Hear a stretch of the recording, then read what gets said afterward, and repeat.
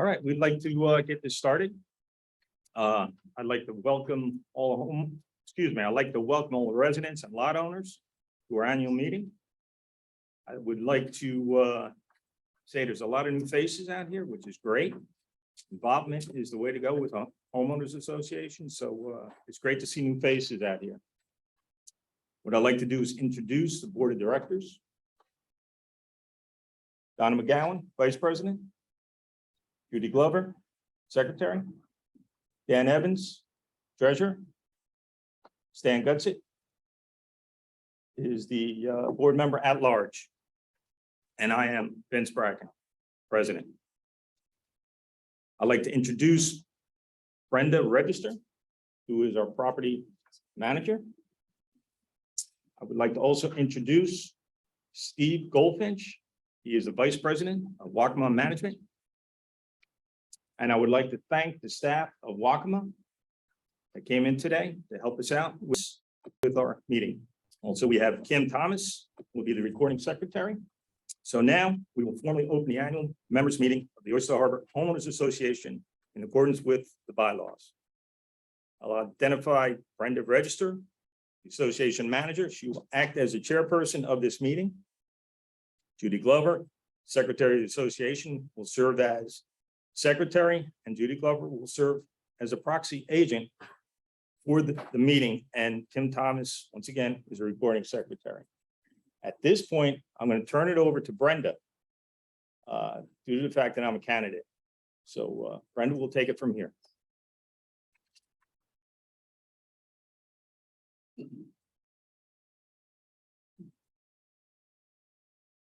Good morning. How is everyone this morning?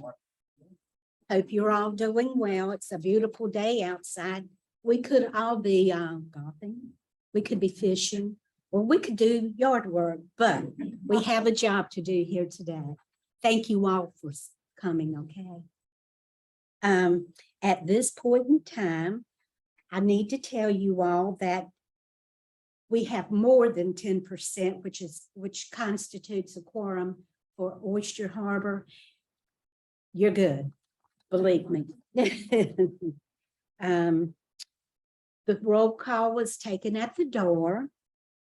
And again, you know, we do have a legal quorum, which is 10%. At this point in time, our secretary, Judy Glover, we'd like for her to take a look at the proof of mailing of the notice of this 21st stand annual meeting. Judy.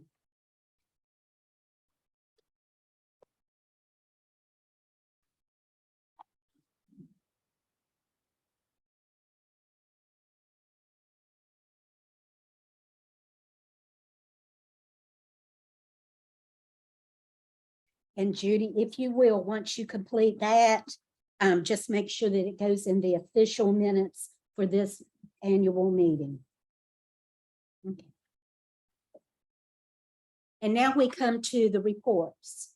And are they on? Will they be done individually? Okay. Yes. All right. Our first report is from Vince Bracken, your current president. Vince.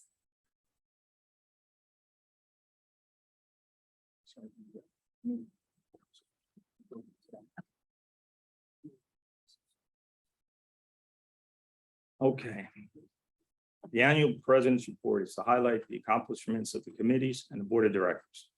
As president, committees were a high priority, sometimes ahead of the board, due to the fact that committees take the lead once the board approves a project of theirs. The committees are responsible to forward updates to the board and community on said projects. All of our committees work very hard to improve the community. I would like to give credit where credit is due. Let's start with the ARC. 3 outstanding individuals on this committee worked very hard to guide new homeowners and builders throughout the building process. And the end result, as you can clearly see, are beautiful homes, which have increased all of our home values. And it's an aesthetically pleasing place to live. To the ARC, I would say a sincere thank you. The Landscape Committee. has done an outstanding job working with our new landscape management company. They've enhanced our curb appeal tremendously. The members of the Financial Planning Committee are some of the smartest people I have ever met. They are advisors to the board on reserve fund. They address the most difficult financial questions. They have a strategic plan for the future of Oyster Harbour. They are a strong source of knowledge in the world of finance and can constantly brainstorm to keep our financials healthy. Structures and Grounds Committee, with a minimum amount of volunteers, they definitely do a lot of work for Oyster Harbour. They supervise the repairs of our drainage system. So far, we spent $20,000 on our infrastructure. Right now, many of the S&G members, along with volunteers, are replacing the water park decking, which is no small task. Volunteers who are doing this are saving the community thousands of dollars in labor. And as a board member and a resident, thank you all for what you're doing. Clubhouse Renovation Committee. This committee of volunteers composed of men and women developed a plan for the interior renovation of the clubhouse. They presented it in a professional manner, implemented their plan, and came in on budget. The end result is a beautiful clubhouse. We have other committees such as social communication, new member, welcome and orientation, ponds and fountains, nomination committee, and tree maintenance. All these committees have exceeded expectations and are an integral part of Oyster Harbour. One more committee to discuss, boats and docks. Boats and docks and the board have not been on the same page this year. Boats and docks have the boaters as their main concern. The board has the entire community to think about. Closing of the boat ramp was not an easy decision. As a board, we understood that there certainly was going to be pushback. We discussed limiting the size of boats using the ramp. This was not feasible based on the opinions of experts. Boats and docks, yes, they do have experienced members in the marine environment and boats, but not in the field of engineering, legal matters, or insurance. It's the board's responsibility to ensure the safety and financial stability of the entire community. We discussed our intentions as to the restrictions on the ramp with our attorney, ramp engineer, insurance company, and management. All four responses was a strong recommend close the ramp until repairs were made, and the board agreed. The board's responsibility is to protect your assets and protect your home values. That's our responsibility.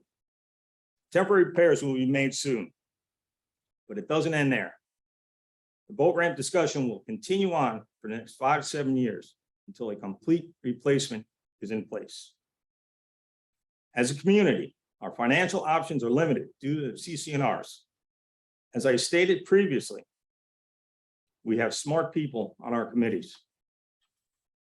The board, FPC, boats and docks, and management must work together to devise a plan that will limit the financial pain to our owners. Board of Directors and Wacom Management have been working on increasing revenue, but aggressively pursuing delinquent lot owners to pay their accounts. In the month of August alone, we recovered over $20,000 in outstanding debt. In addition, we have sold 2 lots that Oyster Harbour owned. Revenue from each lot will be allocated to reserve funds. The board has fulfilled its obligation of being fiscally responsible. Along with other projects covered in this report, the board has approved restrapping some of our pool furniture and resurfacing the pickleball courts. I once again like to thank my fellow members, board members. I believe we can all agree it's not been a dull moment at all this year. I would like to commend Wacom Management and a professional approach to managing our community. Tim Thomas and Brenda Register do more for this community than you'll ever know. A few residents may not agree with me. Again, it's sad to have to remind neighbors to extend common courtesies to those who are simply trying to help Oyster Harbour. would be expected that residents act in the same professional manner as Wacoma management staff. In closing, it's been definitely the most eye-opening experience being on a board. It may not be over yet until the results are in. But in any case, I've been extremely lucky to work with a professional group of directors who volunteer an inordinate amount of time and truly care about their community as a whole, and do not bring personal agendas to the board. As president, of course, on a focal point. This will not change going forward. The president will be the center of attention. Fact of the matter is, the board has given more information this year than any other previous board. We worked as one cohesive team. I know that the remaining 3 board members will continue to provide this community with the same level of honesty and hard work, and continue to make this community a great place to live. In closing, thank you all for the opportunity to serve on the Oyster Harbour board. Best wishes to the new board. Thank you.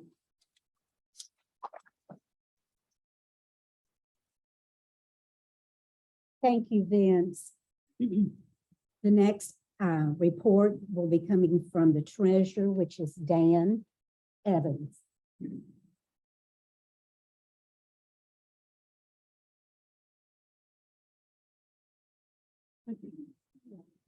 Good afternoon.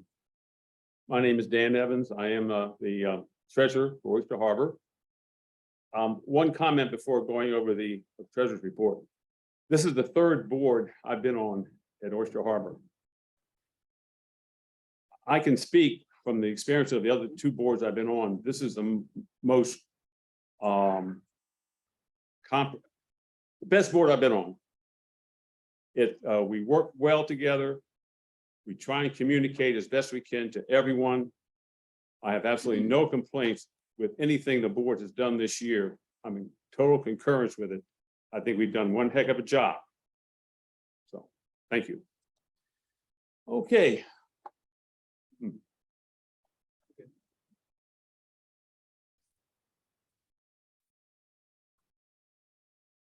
I'm waiting to have the treasury report up on the board here so I can talk to it.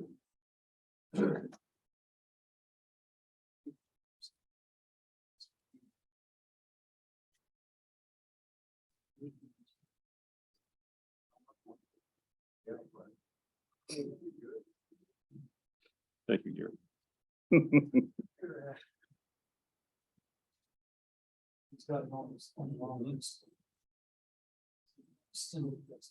Well. All right. I received the financials this past week. And so this was done fairly quickly this week, and we got it. And by the way, this is on the Oyster Harbour website also for your review, but I wanted to go over this with you. This is something I do at every board meeting we have here at Oyster Harbour, and it's fortunate that we have the most current one effective August 31st. I'm not going to go over the whole document because I don't want to bore you to death, but I will go over some of the highlights. The total operating cash, this is through August 31st. The total operating cash we have on hand is $218,000. Easy, Dan. Take it easy, Dan. Okay. The ARC has in there in cash $91,000. That's all the fees that people are paying in while the houses are being built. And they have $91,000 in that bucket. The reserve owes to the operating account $19,658. We spent out of the reserve and it's going back into the operating where it should be. The reserves as of this date, we have $1,150,066 in the reserve. We received our total distribution in 2022 2 or 3 months ago, and that was $227,500. So we're all up and all in right now, the 1.1 mil. Operating expenses. I'm not going to go down each list. The bottom line is operating expenses for August was $55,662, which is a little bit higher than it has been on a month-to-month. The year to date is $524,000. We're $24,000 over our budget right now. A lot of that was due to the gate expenses we've had recently, over $10,000 to repair the gate over and over and over again. The 2022 annual budget is $660,300. The budget remaining is $136,236. If you divide that by the number of months left in the year, that's $34,000 we have to pay each month towards our bills. As long as we don't have any more gate issues, that $34,000 should be sufficient to pay our bills for the rest of the year.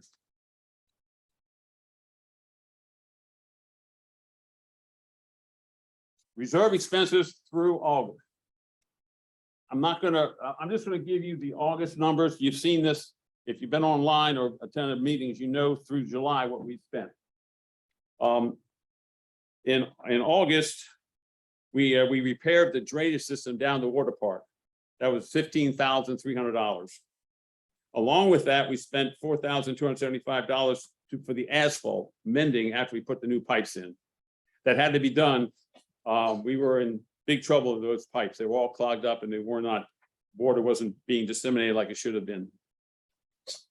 We have additional $170 for appliances that we're working on in the clubhouse right now. The total that's spent out of reserves is $66,439. Delinquencies.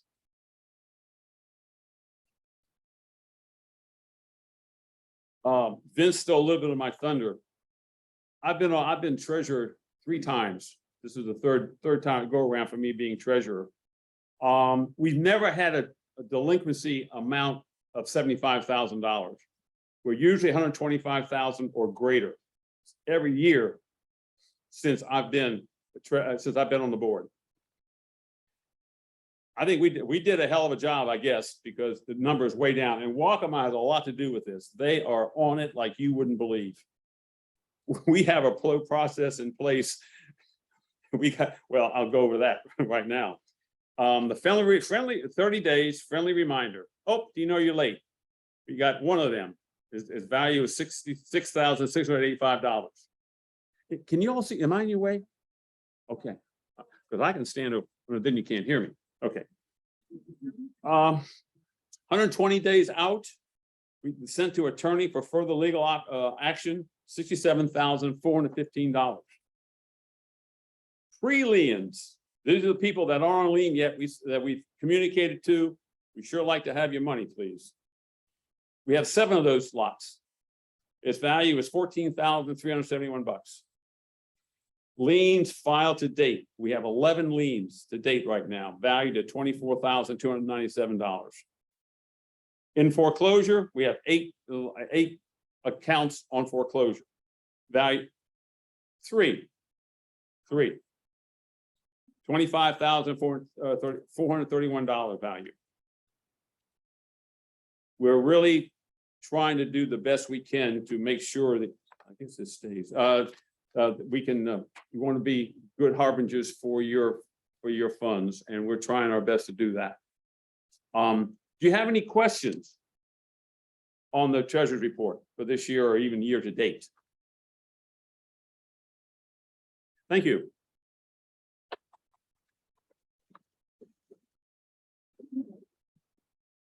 Thank you, Dan. Oh, and by the way, he told me this morning, he said, just smile and people will know that you know something they don't. So I'm trying to go with his advice. Okay, our next we have the committee reports. And the first person is the ARC and modifications. Second, Brent.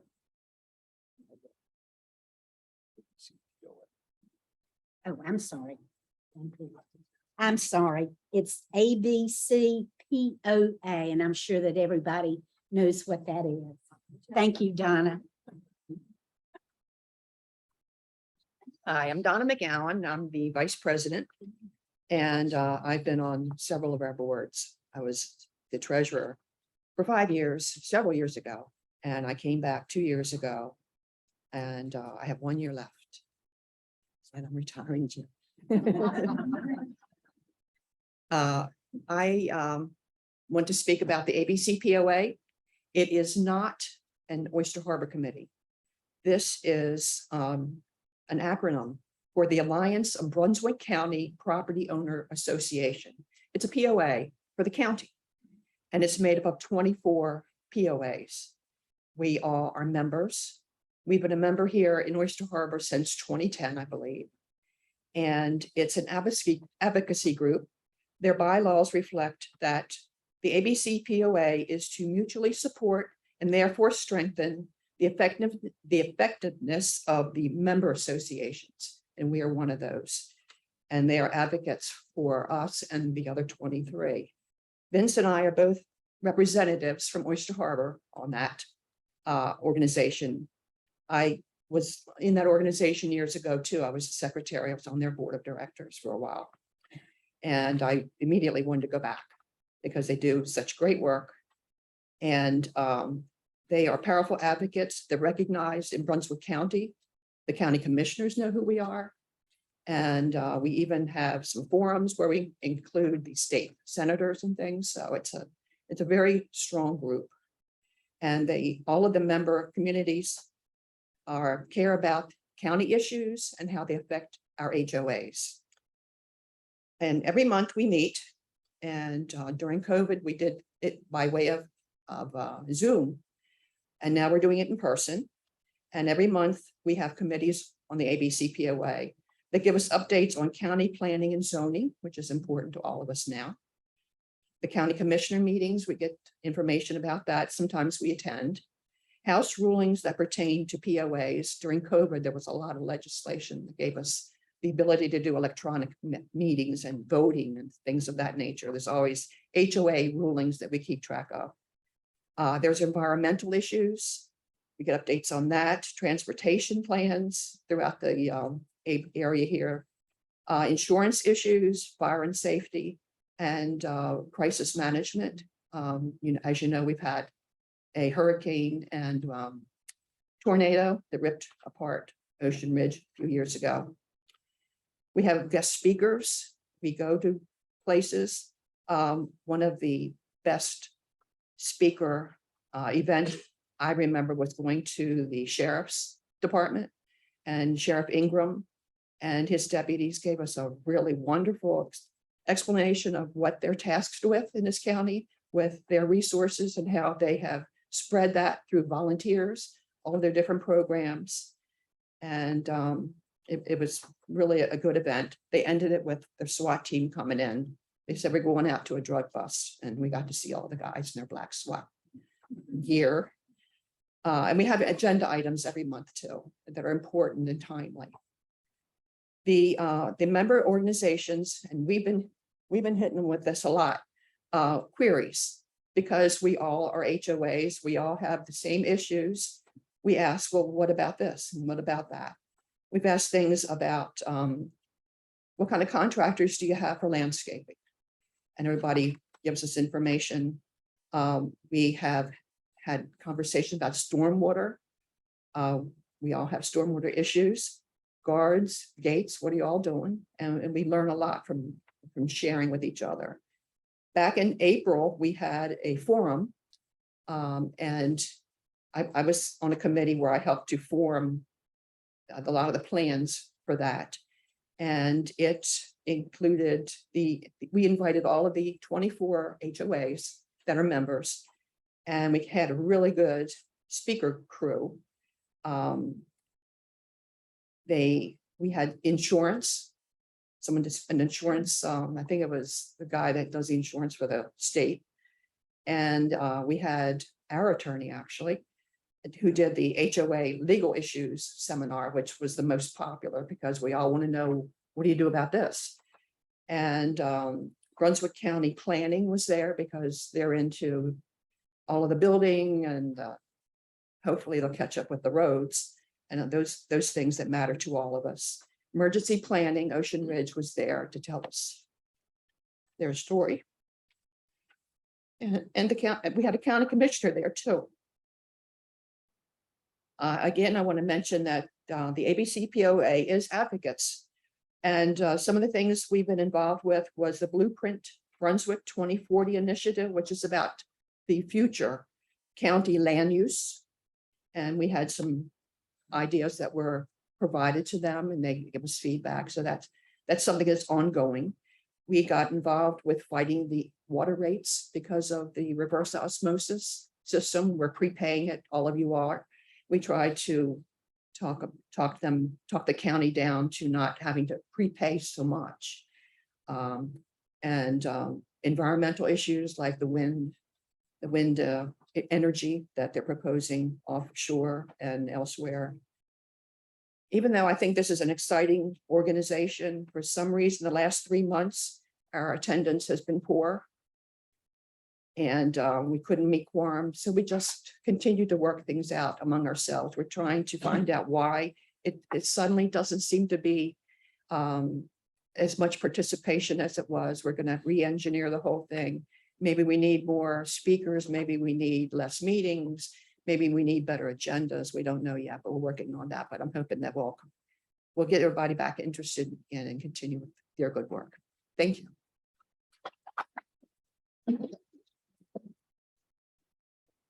Thank you, Donna. That was very good. Next committee report is the ARC and modification.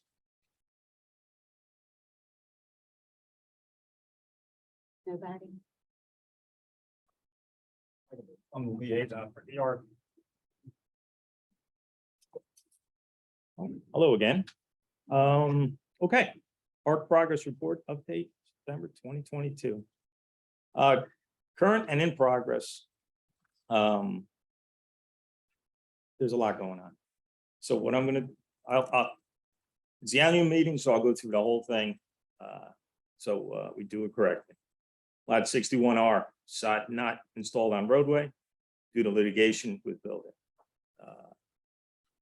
Lot 236, house under construction. Lot 495, house under construction. Lot 551, house under construction. Lot 108, house under construction. Lot 208, house under construction. Lot 209, house under construction. Lot 547, received CO. Waiting on final inspection request. Lot 476, 459, 480, 226, 254, 583 are all under construction. Lot 125, plan submitted, owner looking for new builder. Lot 24 is also under construction. Lot 99, plans approved, waiting on sewer permit. 177 is under construction. 148, plans under review, waiting on septic permit.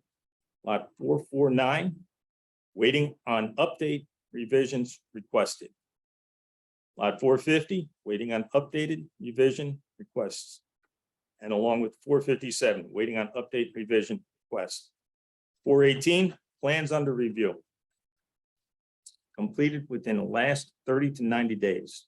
Through the following committee requests: exterior house repainting, install new roof, multiple tree removal requests, generator replacement, and temporary handicap ramp request. Following new homes has final inspection. Lot 95, 537, 263. Our comments: due to the number of new bills, the ARC in short order will need to purchase additional storage cabins to file new plans.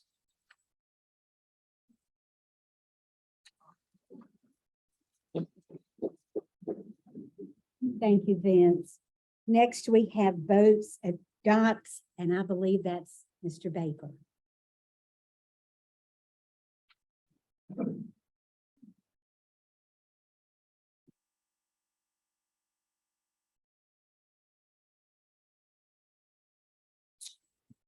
Good afternoon, everybody.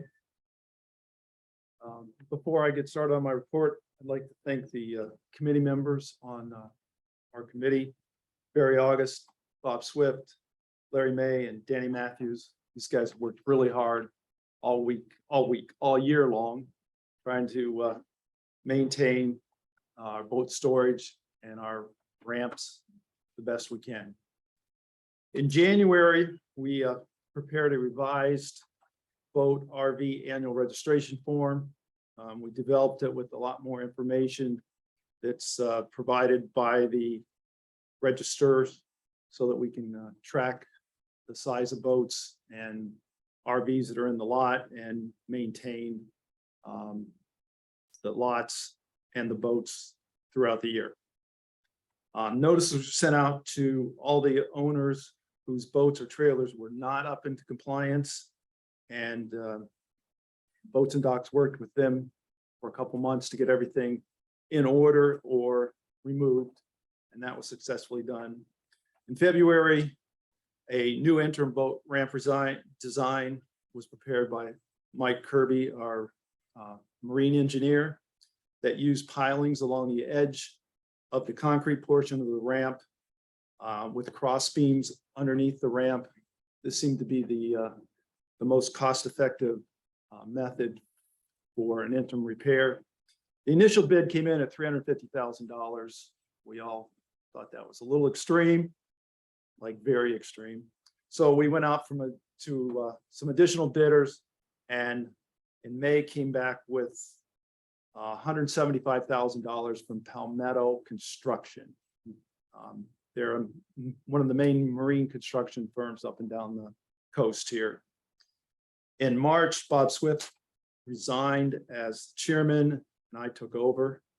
At that time, we developed a plan to expand the boat storage area into the parking lot where it's already paved, about a third of the way down. There's plenty of space to do that with additional parking space already planned out and approved under the stormwater plans. But we also then looked at expanding towards the waterway to double the size of the expansion. That would take changes to our stormwater plan, and that's currently what we're working on, trying to get the surveyors under contract, and have been talking with an engineering firm that would have to do the stormwater permit changes. In May, the board decided to close the ramp in lieu of following the request that was submitted in March by Boats and Docks to limit the size of the boat ramp as precaution. In June, the DEQ and the Corps of Engineers approved our modification plans for the interim repair. And based on the availability of the contract and materials, an estimated start date of August was planned. However, Brunswick County decided they also wanted a permit from us, even though all of the construction activity is not in their jurisdiction. So it's taken us several months to get that approved. That's now been approved, and we're waiting on the contractor to be available to go ahead and complete the construction. So that's it for the year.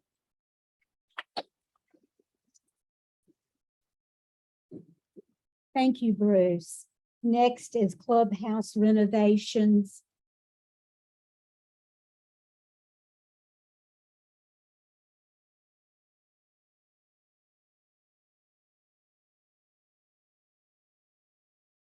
Good afternoon, folks. My name is Don Testerman. I'm one of the 5 appointed members of the Clubhouse Renovation Committee. The other members are Brenda, my wife, Kim Shope, I know she's here somewhere, and Carla, and Lauren Cotton. She's somewhere around here, I know. Okay.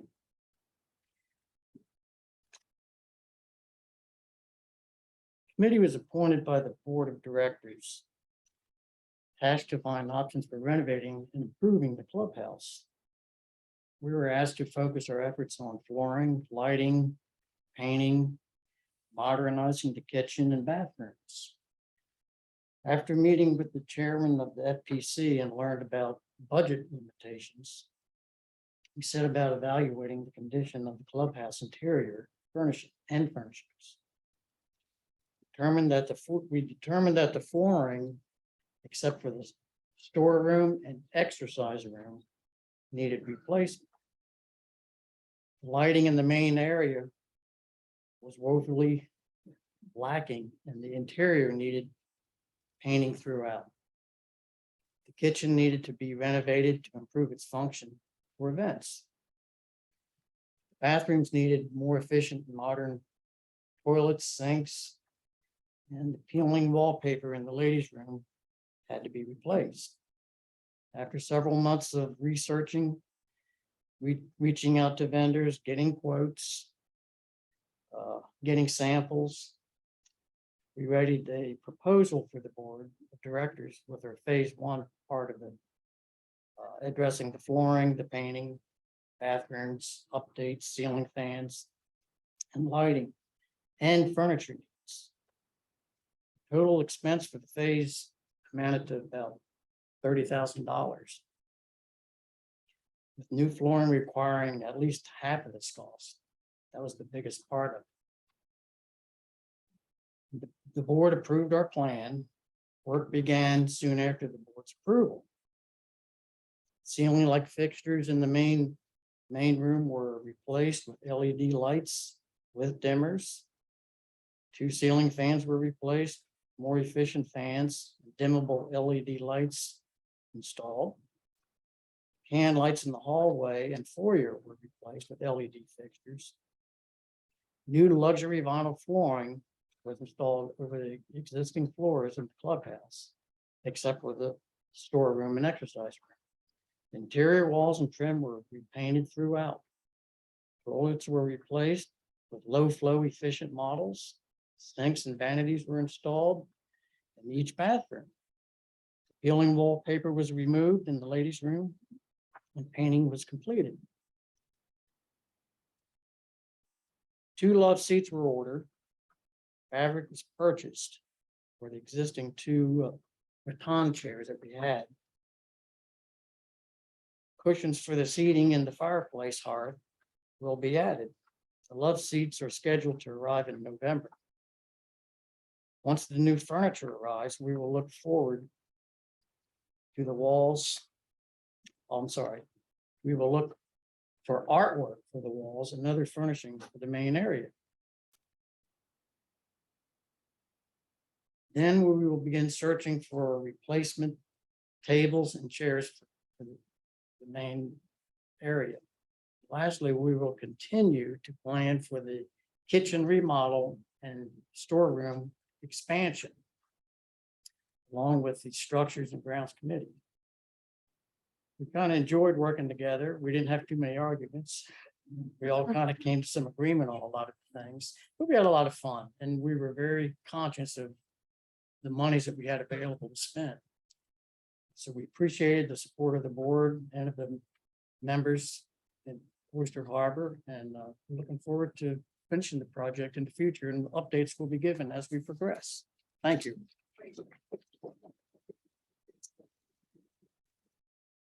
Thank you very much, Dave. Next report is communications.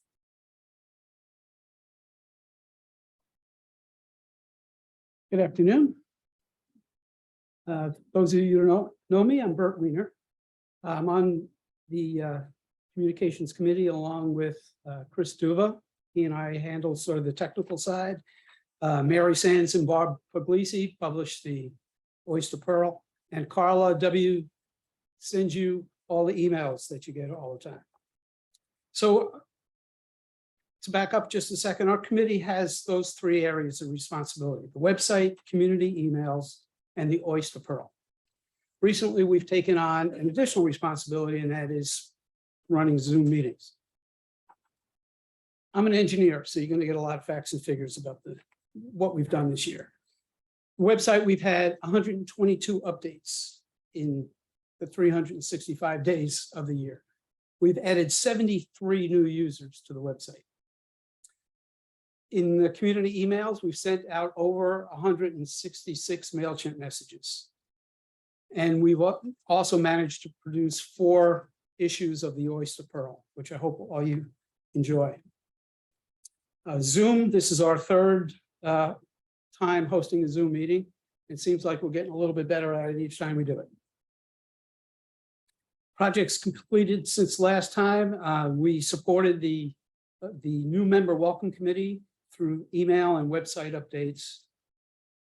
We've moved 200 committee and financial reports out of the current into an archive on the website. And early in the year, we removed 400 obsolete user logons from our website. What we continue to do over the next 6 months is work with our website provider. They call themselves the Awesome Website Guys. And they are, for the most part. We're working on fixing a password reset issue.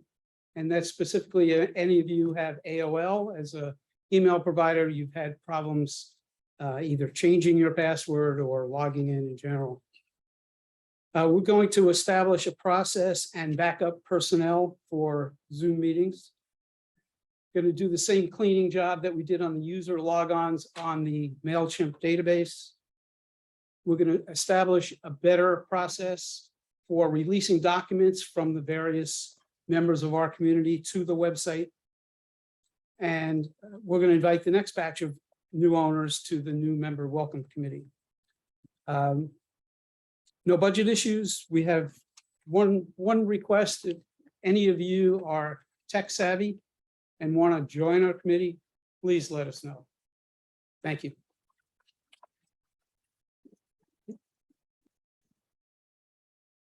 Thank you, Bert.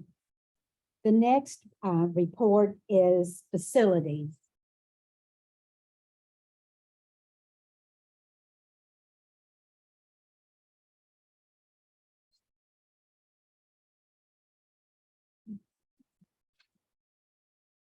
Good afternoon. For those that don't know me, I'm Dave Sharetto. I've been in the community for about 7 years now. And I'm chairman of the Facilities Planning Committee, or FPC. It's been a pretty active year for the FPC. As the community grows older and expands in terms of the number of houses within the community, the aging of amenities has become more of a priority. As of August 31st, 2022, as Dan pointed out, our reserve balance is approximately $1,150,000. That may seem like a lot of money or an adequate balance, but it's not.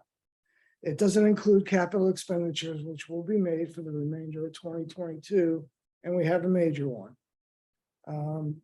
Also, if you take a look at our reserve listing, it includes 70 different items for assets of the community.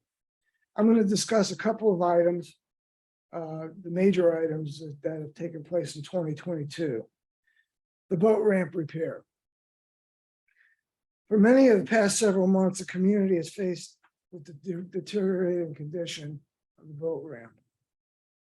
There was a discussion about either repairing or replacing the ramp. Ultimately, it was decided that the ramp would be repaired at a cost of $175,000.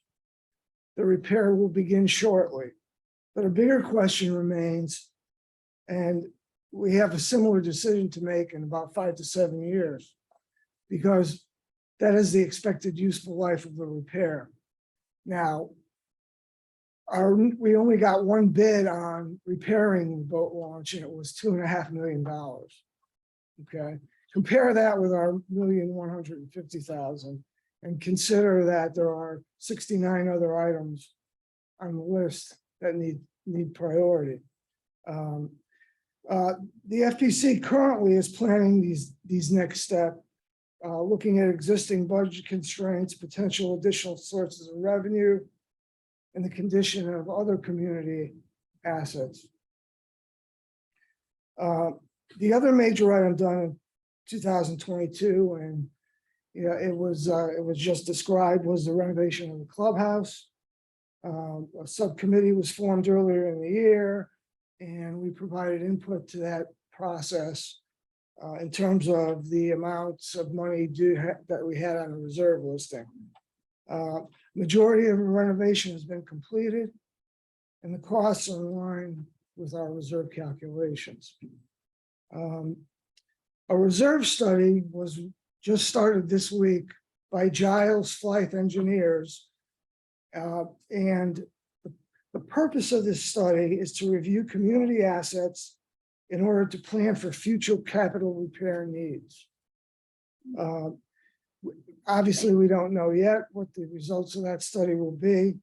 But when the results do come in, we will hold a community meeting to discuss those results and also go through the reserve listing to show the community how many items we have, what they account for, and so you can get a better understanding of the entire reserve process. Also, this year, we added 2 new members of the committee, Bill Puglisi and Bill Lederer, and to go along with myself and Dick Rio, and Dan Evans is our board liaison. That's all I have. Thank you very much.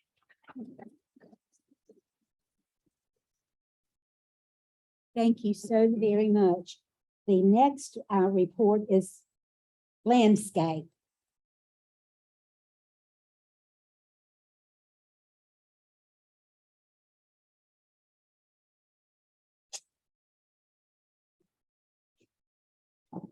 For landscaping, we are 6 months into our new contract with Total Lawn Care Landscaping. And at this point, we're very pleased with their performance. We're very satisfied with the work they've provided for the community. They are meeting and exceeding their contract obligations. So we're pleased with that. They've done a lot of extra work that was not in their contract, that we didn't have to pay them for that.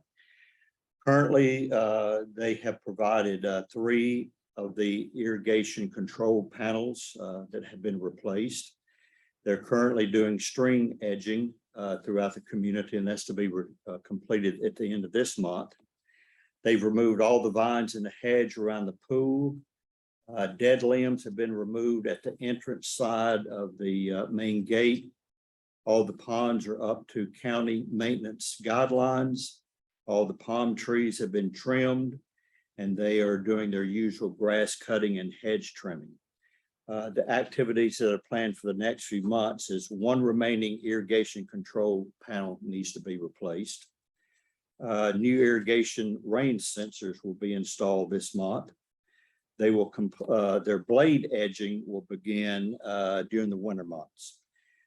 Small pine trees around the ponds will be removed this month, and that's because that's an out of contract project. And they presented to the board 3 proposed plans for additional shrubbery along the clubhouse, the guardhouse area, and in the water park. And they're going to replace sod at the entrance on the right side. If you come in, you can see where it's all dead grass. And then between the clubhouse and Windy Point Road, some sod will be replaced there. So that is all that has to do with landscaping. Thank you.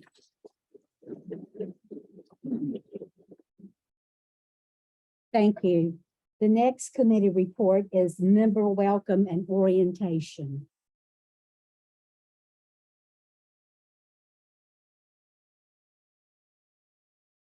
Nobody has a report for that. Oh, there you come. I'm sorry. I just want to know. I'm Judy George, and I edited it a little bit. It was very long. So this is the Member Welcome and Orientation Committee report. Mary Ann Iden is our chairman, and I'm the co-chair. Mary Ann wrote this for us, and she wishes she could be here. This committee formed in October of 2021, and our mission statement is to welcome and inform new members about the Oyster Harbour community. We're made up of 6 members: Beth Baker, Llewellyn Brademan, Patty Christopherson, Donna Evans, Elaine Weiner, myself, Mary Ann Iden, and our liaison is Judy Glover. We got together for our first event.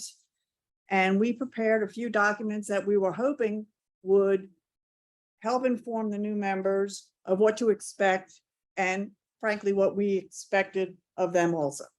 One is Oyster Harbour Welcome, why an HOA. One is called HOA at a Glance. And then one was on all the committees that we have in our neighborhood. So if anybody was looking to golf or join book club or whatever, they would be able to do that. A letter of welcome and invitation was mailed on January 12th, 2022 to all the new homeowners, resales, and those under construction and lot owners dating back to 2020. Bert Weiner was very helpful in setting this up and we thank him very much. A second letter was emailed. Wait a minute, a second letter was emailed to the new members to remind them of the thing, and we had 20 people in attendance that day. Guest speakers included our webmaster, Bert, who gave a tour of the demo of the website, the editor of the quarterly publication, The Pearl, Barb Puglisi, ARC chairperson, Les Weintraub, and social committee chairperson, Carla Wisniewski. Each guest speaker gave an informative synopsis of the importance of their committee. Member welcome, well, I'm going to just say we call it MW and OC. Judy Glover and Dan Evans, board member, spoke on the community activities and amenities that are available to all. Beth Baker challenged our homeowners to a little Oyster Harbour trivia with some raffle prizes provided by local vendors in our area. Donna Evans handled that. Questions were taken from new homeowners, and after the last item, we adjourned, and it was about an hour and 15 minutes from start to finish with new members introducing themselves and a little bit of social time. Our next meeting is scheduled for October 18th. We hope to have it under breaking news on the website and also on the board out front. Invitations will have gone out on September 15th with a reminder coming out shortly. We will be following the same format as we did, we feel it was very well received. And anybody member who was not invited last time, any new member who was not invited last time or who didn't get to go last time will be invited again. As a new committee approaching the first year of existence, the MW and OC has been rewarding for all of us. We really enjoy working together. And we are pledging to you to invite and welcome people to our neighborhood. Thank you. Thank you so much. And next we have Judy Glover, nominating committee.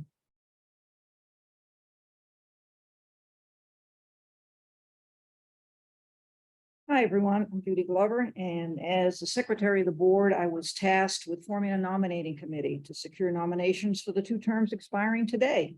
Those are board members Vince Bracken and Stan Gudzik. 7 residents responded to the call for volunteers, and the board of directors approved them all for the nominating committee. The members were Candy Swift, Marty Goldman, Mary Sands, Sue Byrne, Brian Vincent, Kelly McGuire, and Debbie Bass. Thanks to all, we couldn't have had a better committee to work on, and I couldn't have done it without you. The committee reviewed the call for candidates packet, made some changes, and had it approved by the board of directors. The packet was sent out, and the webmaster posted the documents on the Oyster Harbour website. 7 candidates were nominated and 4 accepted: Vince Bracken, Stan Gudzik, Larry May, and Danny Matthews. The candidates were announced and their bios placed on the Oyster Harbour website. The committee, along with Zoom masters Bert Weiner and Chris Duva, developed a plan for the Meet the Candidates night. The guidelines for the meeting were distributed to the candidates and the rest of the members. Questions for the candidates were solicited from the members, with an overwhelming response of more than 70 received. The committee reviewed all of the questions and selected as many as possible for the candidates to answer. The meeting was held on Thursday, August 18th, as a live and a Zoom meeting. The program was recorded and is available on the Oyster Harbour website. And as of today, the nominating committee is dissolved. Thank you.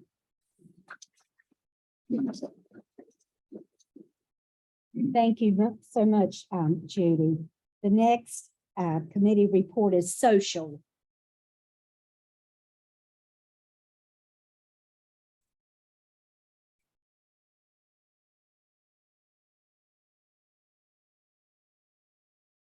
Wow. I'm Beth Baker and I'm not Carla and would never want to fill her shoes because she's amazing, but I am and agreeable to reading her report. So thank you for listening. This is the 2022 annual report for the Social Committee. The Social Committee consists of 15 dedicated members whose primary responsibility is to provide an opportunity for members and guests to come together, have fun, and develop a sense of community. All members are encouraged to participate, whether they live in the community or not. Our events are often the first opportunity new residents have to meet their fellow members and neighbors, and flyers are often even delivered of upcoming events to their doors. The committee is also responsible for the reservation and the use of the clubhouse for members' private events. Additionally, we keep the kitchen and the storeroom organized and stocked. We meet each month to organize, plan, and schedule events for the community to enjoy and take part in. COVID-19 continued to be a factor in both planning, events, and participation by the members into the spring and summer this year. We have hosted 13 events since September 21, 4 of which included live music or a DJ, and some incorporated the water park. Some required a paid admission, some did not. 2 new events were Cinco de Mayo party and a trivia night party, followed by a meal provided by Captain John Seafood. It's very yummy, his truck. In addition to our social events, we provided refreshments for the community, decorating efforts, and the Meet the Candidates night. Our most widely attended event is our 4th of July. The Butcher of Brunswick was on hand again. He served barbecue pork. I'm gonna make everybody hungry, chicken, sides, and for all the members. A live music concert was performed by the Chip Off and the Old Blocks at the water park following the barbecue, and then members enjoyed the amazing fireworks. The end of season celebration was also well attended. That was a catered event by Smithville Barbecue and Chicken. And we had a live at the water park music event again with Never Too Late. We have a number of other events planned for the remainder of this calendar year. Our Halloween party promises to be very fun, and we have a band called Parlay returning for another great night of dancing. Costumes are optional. Harvest Soup Day is coming up in November, and please watch the calendar and email for other events and information.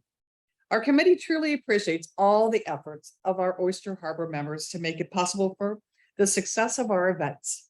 Especially helpful is the assistance everyone gives when we have time to clean up and putting the clubhouse back to normal. Thanks everyone for always pitching in. The committee welcomes your input of ideas or different events. Please share your ideas with us. If you'd like to join our committee, let us know. We would love to have you. Remember, it takes a lot of hands to get a job done. Respectfully submitted by Carla, read by Beth. Enjoy your day.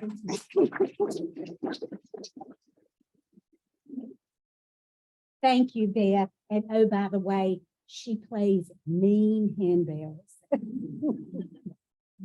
Okay, next is ponds and fountains.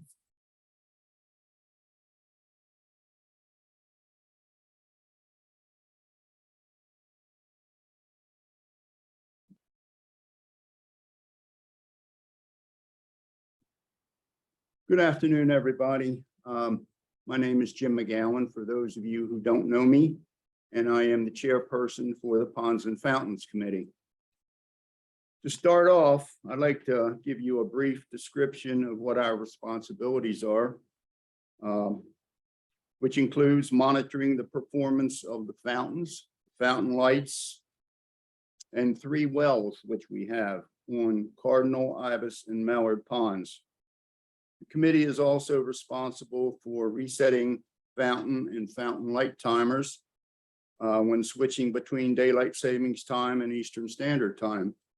And incidentally, I was going to mention this last, but I'll mention it now. November the 6th, I believe, is the end of daylight savings time. So we will be going around resetting all the fountains and fountain light timers around that time to set them back to Eastern Standard Time, which means they will be coming on at the same time, 12 o'clock and they'll go off at 11. The lights will start to come on at 5:30 and go off at 11. So I thought I mentioned that up front. If we notice problems with any of the equipment, our committee tries basic fixes, which includes checking circuit breakers, resetting timers. Sometimes when we have a power outage or there are lightning strikes nearby, it can affect the timers on the fountains. So we do what we can to try to fix this. If we can't fix it, we have the pond and fountain maintenance company, Total Lake Care. A gentleman by the name of Richard Black runs it. They will come out and look at the problem, figure out what's wrong, and fix it for us. And sometimes it includes new parts or labor costs or whatever. If that is the case, they will give me an estimate and I'll present it to the board for their approval. Normally, we don't have any issues at all with that.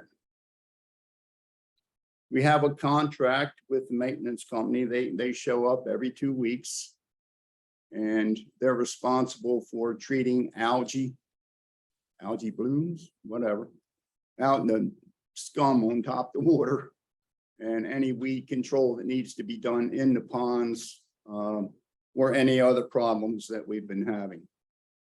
I'm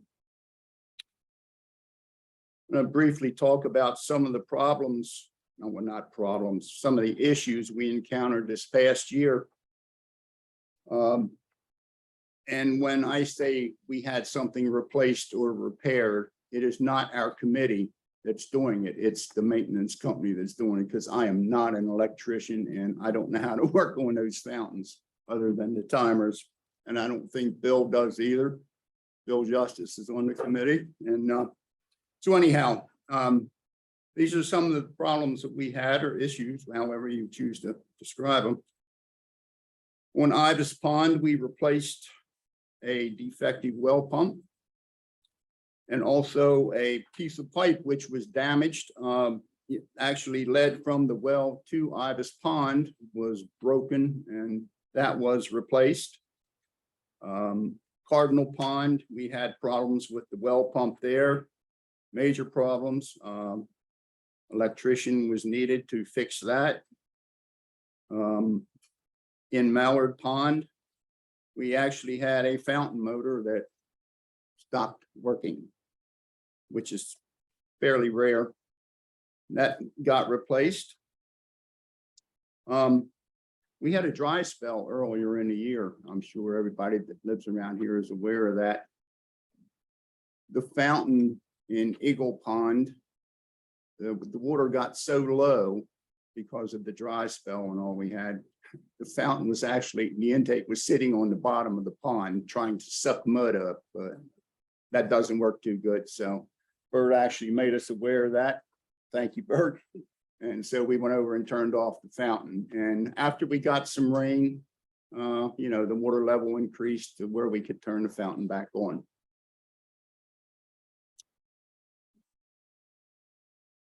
On the what's referred to as the northwest fountain of Palmetto Pond, we had to replace the lights on one of the fountains. They were old halogen lights, and the housing that actually contains the bulb was leaking water and shorting out the whole system. So the fix for that was to replace those with new LED lights, which are actually, they're cheaper to operate. It's a brighter light, and hopefully they last longer. They should. The last thing I want to talk about is Russell Hewitt Pond. And for those of you who don't know, we have 9 ponds in Oyster Harbour, 8 of which were dug by whoever when this development was planned, and Russell Hewitt, which is the only natural pond that we have in Oyster Harbour. And it's unique in several ways. It's the only one that I'm aware of that has natural springs which feed into it. And this is the one where if you go out the back gate, there is a weir, which is basically a dam that that maintains the water level at a certain height. The water, the excess water, and it's a constant flow because of the springs feeding that pond, go out the weir and through a pipe and into the Charlotte River.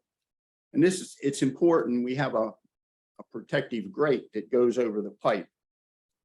And the reason that's there is to keep logs, tree limbs, construction materials have magically appeared there occasionally. And what they do is they block the flow of water. And one of our jobs is to keep that weir clear and keep the water flowing. And there's another reason that that's very important. There are 4 ponds, wood duck, ibis, cardinal, and osprey, that are all hooked together by overflows. In other words, when we have a hurricane or something in here, and let's say wood duck fills up to a certain level, there is a pipe that goes underground through or next to the boat storage area and runs into ibis. Ibis has a pipe that runs into osprey, and cardinal has a pipe, an overflow pipe that runs into osprey. Now, osprey has 2 large diameter overflow pipes, and guess where they exit? Russell Hewitt. So if we have a water event, tropical storm, hurricane, whatever, it's imperative that we check that weir to make sure it's clear and water has a place to go, because then you have water overflowing into there from other ponds. You have the rain coming down in there, plus the natural springs. So it's not a big deal, but it's something we have to be aware of. We had an issue earlier this year where sediment had built up in front of the weir. And this happened over a period of years, obviously, because I'm not aware it ever happened before. But we had sediment building up in front of the weir and vegetation growing around the side of it. So we had, I believe it was our maintenance company, the lawn company, came in and cut the vegetation down, and we had some other folks came in there and actually removed the sediment and all from in front of the weir. And just that little bit of material there caused an increase in water level about 8 to 10 inches. Not a big deal, but there are some properties on, let's see, the water side, the Russell Hewitt side of Redfish Run, that back up pretty close to Russell Hewitt Pond. And, you know, if that weir would get blocked up or something, theoretically, it could cause flooding in the crawl space of these homes. It's only a couple of them, and it's never happened in the 14 years that I've been here. But it is something that we have to watch out for.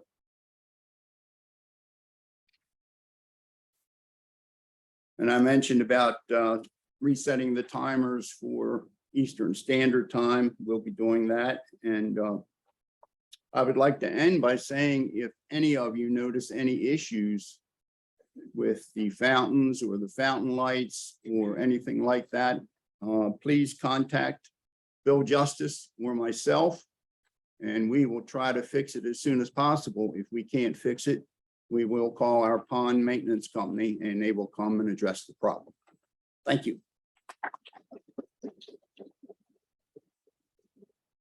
Thank you, Mr. McGowan. That was very informative.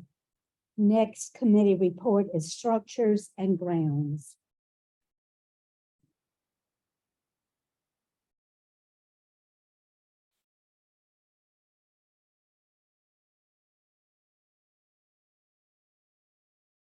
First of all, good afternoon, everybody, and thanks for coming to the meeting. My name's John Champlin. I'm a member of the Structures and Grounds Committee. The other members are Patrick Boyd, Tom Cotton, John Iden, Bill Puglisi, and Dick Reel. And if you noticed during some of the presentations, the same names appear on many committees.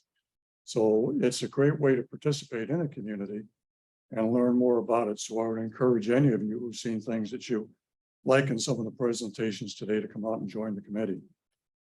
The mission of Structures and Grounds is to monitor the condition of all the structures, the roadways, the swales, and many of the amenities in Oyster Harbor. And if we see that there's a problem with any of those, we try to fix it ourselves within the committee if we can and get volunteers from the community. But if the task is too big for us to handle, then we go to the board of directors and recommend they get a vendor involved in it. The kinds of things that we do on a routine basis, weekly, monthly, we monitor the street light performance in Oyster Harbor and work with Brunswick Electric if there's a problem. Probably twice a year, a couple of the committee members go out at night and drive through the neighborhood and make sure the lights are functioning properly.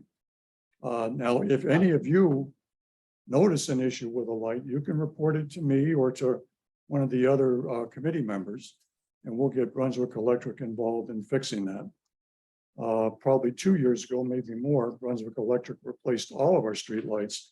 So we really haven't had a lot of issues lately, but they could start to show up. So I just, again, bring it to your attention. If you see one that's not working, not coming on at night, please let us know.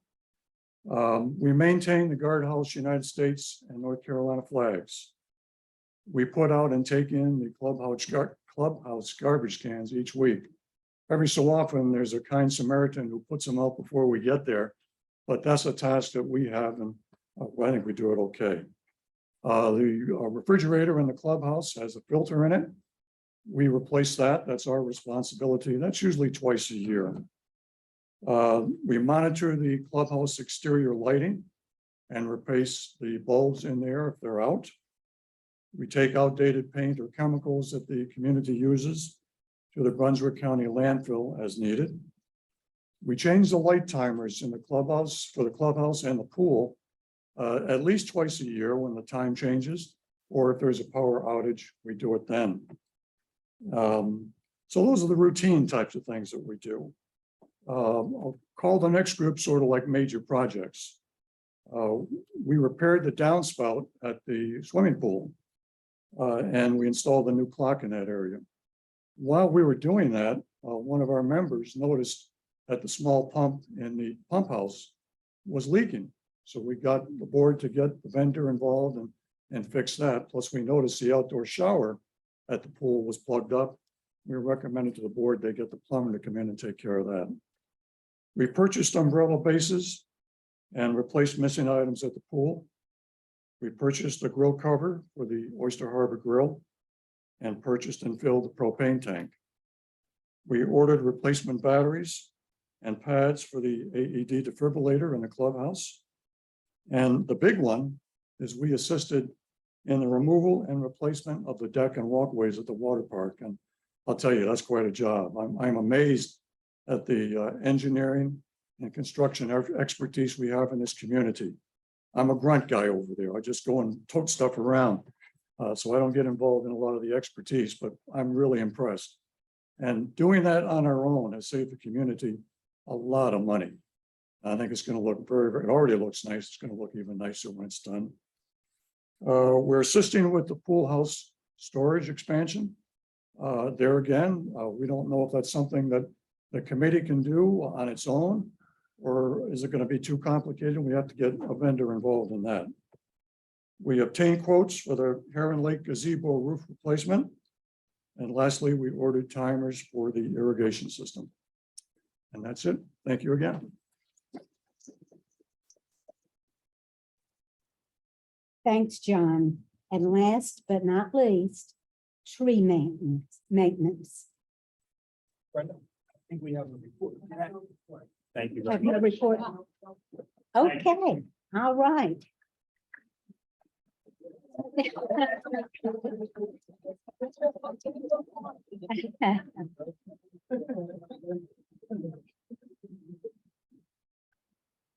And the only other thing that I have under reports is ratification of 2023 budget. That did take place. Do you? Okay.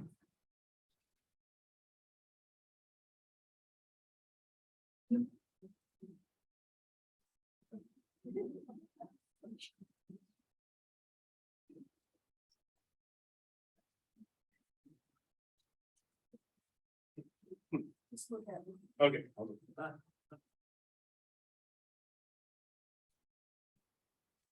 Hello again. Before I comment on the budget, there's two things I want to talk about that's already been discussed a little bit today. I'm the board liaison for the Boats and Dock Committee as well as Financial Planning Committee. Boat and Dock have had a huge job on their hands trying to do what they're trying to do for the boat ramp and the boat expansion area. It's time consuming, all kinds of permits.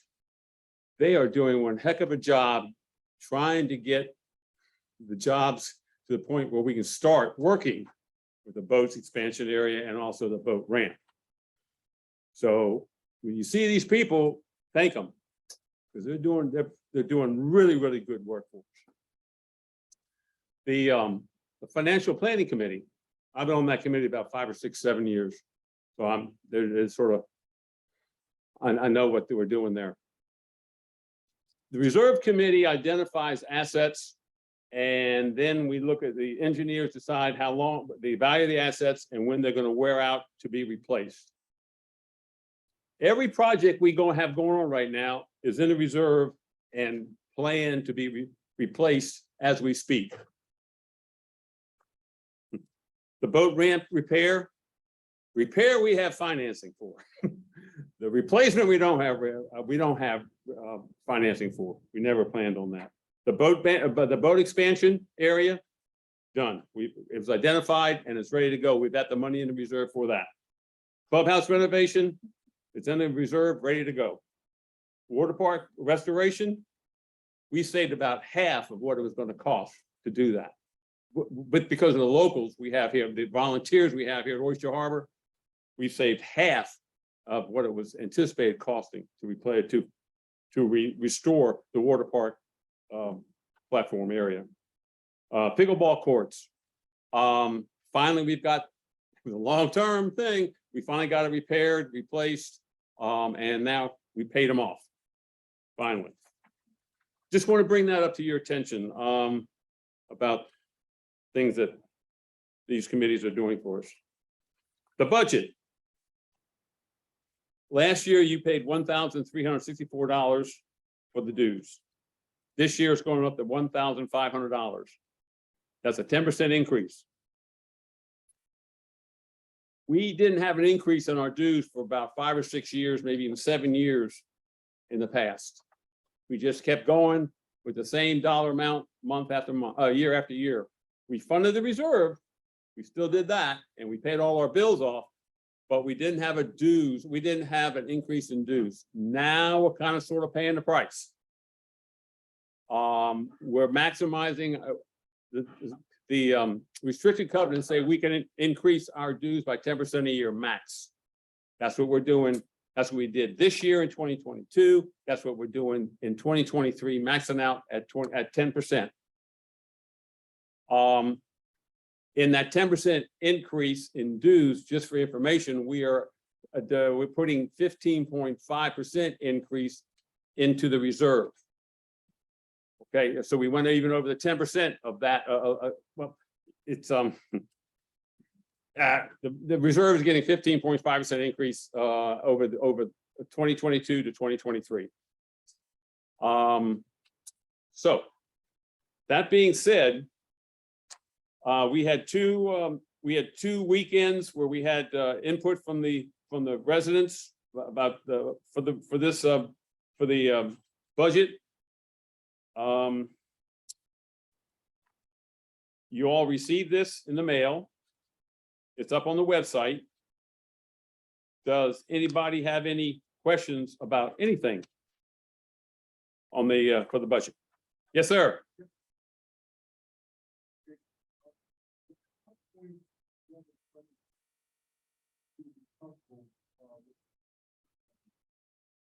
With the reserve, right now, we are funded about 50%. 50% of what we need in the reserve is funded right now. I'm talking about as of today. In other words, if everything in the reserve was due today, we'd only have 50% of the funds there to pay for it. The key, what we're shooting for is 75%. The powers to be say, if we have 75% in the reserve of covered, then we are in fantastic shape. All right, right now, we're like 50.2% covered. Yes, that's right.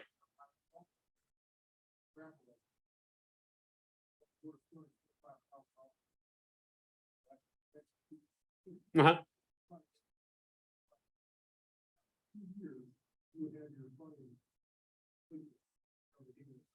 Negative. We're having a reserve done right now. We do a reserve study every 4 years. We're doing a reserve study this year. When we change all the values of our assets and we add about half a dozen or so line items to the reserve that we've done, like the kayak dock was new 3 or 4 years ago, it wasn't in the reserve at all. We had to add that line item to the reserve and a number of other items. Once the value of the assets increase, we're not going to have any more money at the end. We're just going to have more. We're going to have instead of a $2.5 million, we have about $2 million worth of assets in Oyster Harbour. We may have 2.5 up here. We're still going to only have 1.1 here. So we were at 50% funded. When we get more value of the assets higher, that 50% is going to drop down to 40% maybe, or 45% funded. We're going in the wrong direction. We will, I don't know when we will ever be at this. We were close to 75% about 6-7 years ago. But see, Oyster Harbour started in about 2004. That's 15 years.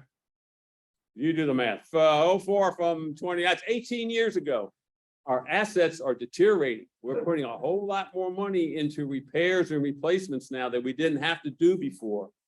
Okay, and so the funds are leaving the reserve. Dave?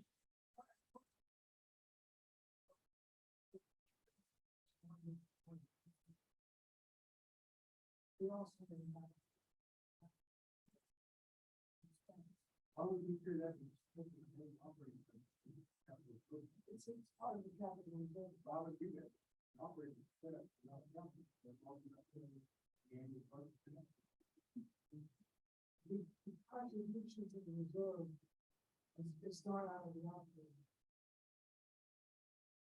The reserve is not out of the operating. Right? What happens after the contribution is made is the reserve function. And expense out of the reserve asset. Everything's done. That's what we do. What's the contribution? You have a spend.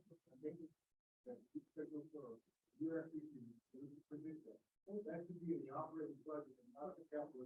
That's correct. That's right. Well, we're spending annually to repair or replace amenities that are listed on the reserve. That's what was your initial response. Well, we said it's more than $25,000 a year. Why is our balance at 75%? And I'm trying to say the reason why that occurs is that we have corresponding expenses that relate to reserve items that offset that $225,000. So operating is an entirely different. Okay, The reserves are used to repair or replace our assets. Repair or replace. That's it. Monthly, annual maintenance comes out of operating. Okay. No. Good questions. Good clarification. So. Any other questions?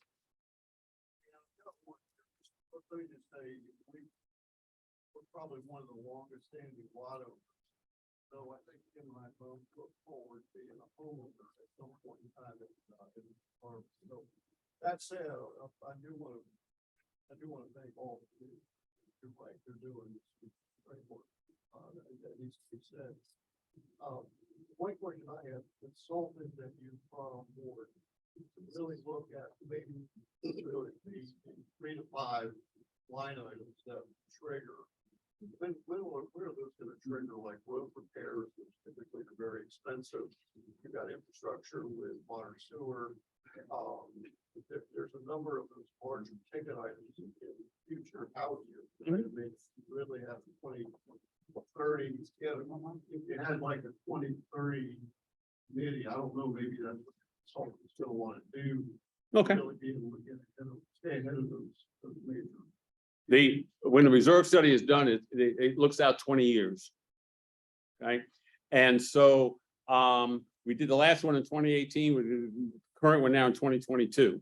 So everything that was spent, and I mentioned the line items that were spent this year, it was in the reserve to be paid out this year or last year or next year, pretty close. Okay, but the engineer decides the worthiness of the asset, how it has deteriorated or not, and then we go forward with that. Okay, that's how we plan on expenses, and that's how we plan on paying for the assets when they deteriorate, is with the reserve. But we go out 20 years, and so now they'll do from 2022 to 2032 for this next reserve. And like Dave said, when we get the reserve back in the fourth quarter, we're going to go ahead and have a town hall meeting so you all can see what the reserve, have all the Q&As you want, and so you understand what the reserve is all about. Because that's kind of sort of the future of Oyster Harbour. It's less than that. It's just, they said the roads were about 25 years. Okay, do the math. Okay, we're going to do it in sections more than likely because some roads are more needed than others. Okay, but tick tock on the reserve, on the roads. Okay, I'd like to we need to have the budget ratified. So I want to see hands on approving this budget for 2023. All in favor? Who's against? Majority has it. How's that look? All right. Do we need numbers? Oh, did I do that? I didn't do that right. I'm sorry. Now we have a motion to approve the 2023 budget. Who has a second? Who wants to second that? Thank you. Name and address. I did the motion. I can't do the motion?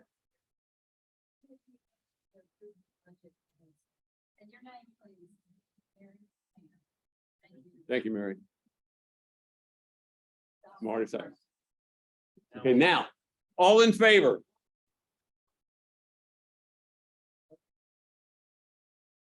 Yes. Discussion? Yes, sir.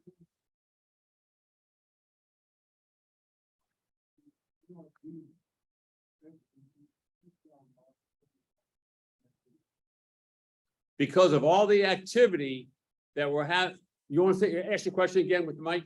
Absolutely. Why have the expenses allocated to the architect of the future from $6,000 in 2022 to $30,000, 500% increase in 1 year? Those funds are being paid out by the residents that are coming to Oyster Harbour. They pay out the $15,000 or $30,000. That's in income to the ARC. And then we have another on the backside expenses. We have the negative part, which is the $15,000, $30,000 in expenses for that line item. So they wash out. See if I can get the pages. My more specific question, what expenses do the ARP made up by volunteers? Say again.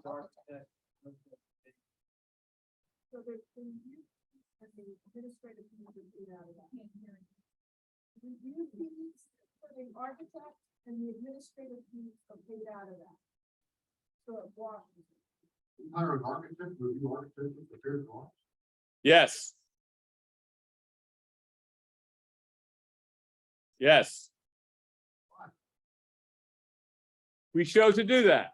We want to make sure that the drawings are acceptable, even though an architect has said this is approved. We want the local, the architect here has our CCNRs, they have the art guidelines, and they know what is good for Oyster Harbor, even though it's already on paper from a architect.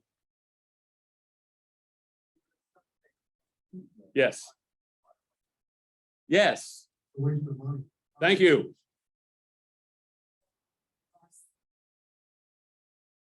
Right. Same thing, but you're.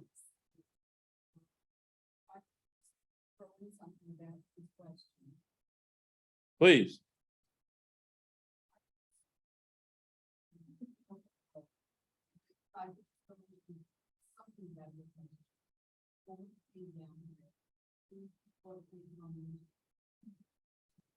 Not everything is laid out. North Carolina doesn't have a role. You send it to an architect who says, okay, that's the call for the homework. That's not a call for the homework. That's correct. Yeah, that's correct. Why does the homeowner association have a budget item that is increased? In order to cover your anchor. So have to say, we have to say that the architect. The person building the house. Two mics. We have two mics. The architect and the administrator, it's not. No, you got it.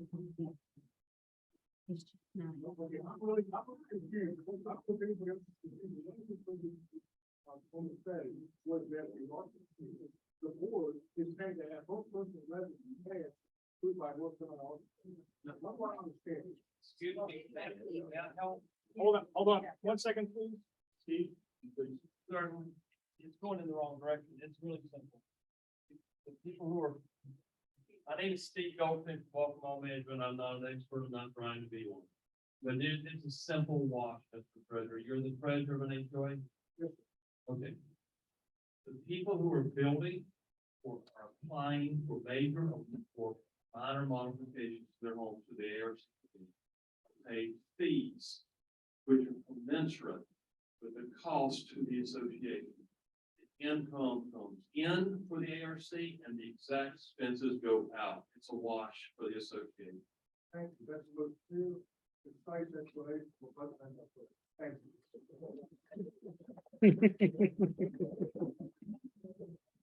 Any further discussion? No.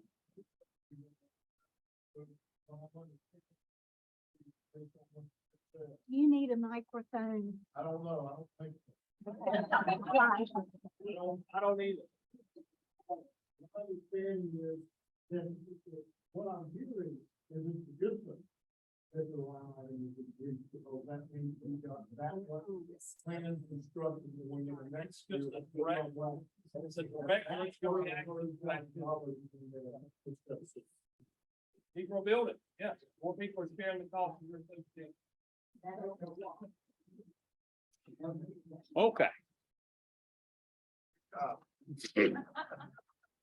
Now I'd like to ask for a vote to approve the 2023 budget. All in favor, say aye. Against? Carries unanimously. Unanimously. Everyone likes them. Thank you very much.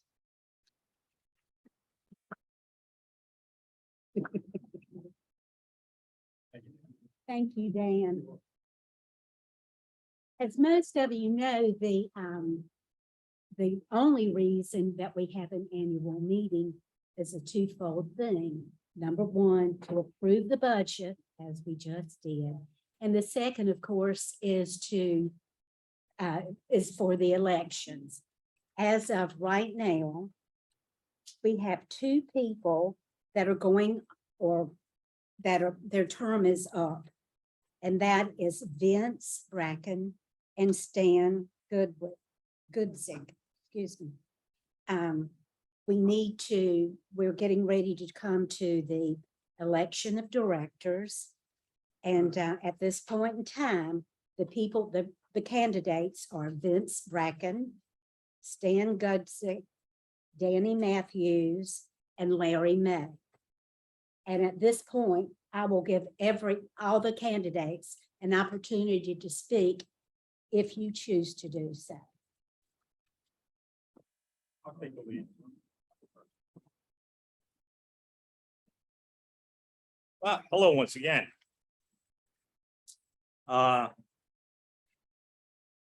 People have asked, Vin, why are you going back on the board? Why do you want to do this again? And yeah, I'll be honest, it's right there. People sitting at this table are awesome to work with. But Vin, what about the signs? What about the aggravation? What about the text, the emails? I mean, it doesn't bother me. Doesn't bother me whatsoever. You know what bothers me though? Is whoever's putting the signs out, they can't spell. Harbor, Harbor. That's how you spell harbor. And I hate, you can call me Vince, call me Vincent. Don't call me, don't spell Vinny, Vinny. I hate that. I really hate that. That gets my temper going, really. Exactly. But once again, as a board member for 3 years, I've really enjoyed working on this board. People are great. Granted, we're not gonna make everybody happy. We know that. But we're here for the community. Okay? And I kept saying that word, community. And I said, now I'm gonna look it up. What does community mean? Well, what it means is the feeling of fellowship to others as a result of sharing common attitudes, interests, and goals. Over the last couple of years, we've lost that. It's gone. We need to bring it back. How are we going to do that? We got to live as a community.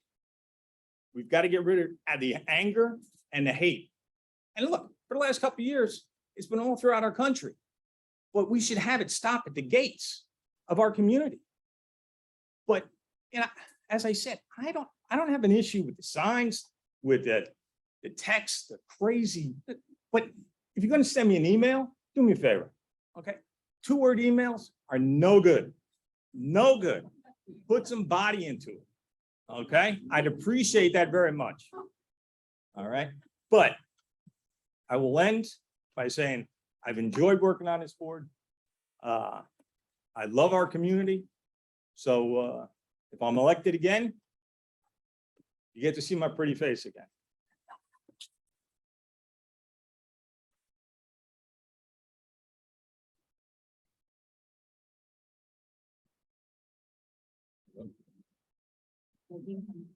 All right.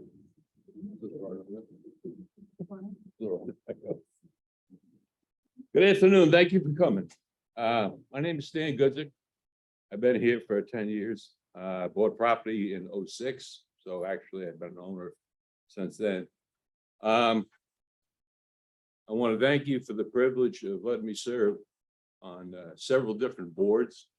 And I say several different boards because every year a different member drops off, a different member comes on. So to me, it's a different board every year.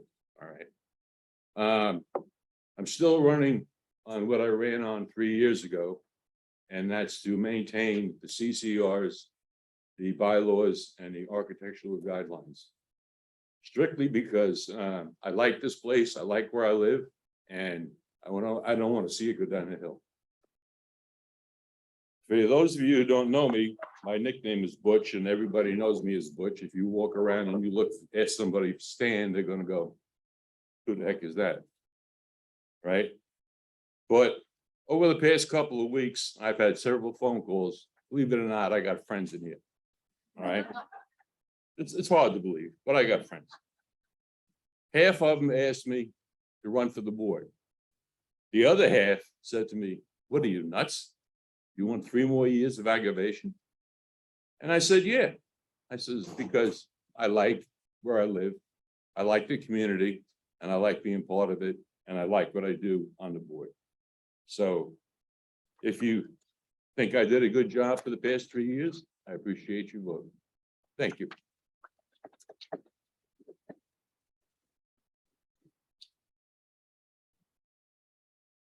Danny, would you like to say something to me? Go ahead and jump up here real quick while Danny's trying to figure out if you want to stand up. You got it all. Larry. So. Yeah. Larry, okay. Do this right here. That's what. Those are already passed, so I'm not gonna ask you those for me. But anyway, pleasure knowing you. In favor. How this election turns out, I mean, on our, and, we'll be around. All the time. Okay. You know, what I may do, I thank you all for taking the time. Our neighborhood. For those who are not here, and a little bit of love, why? So, love and neighbor.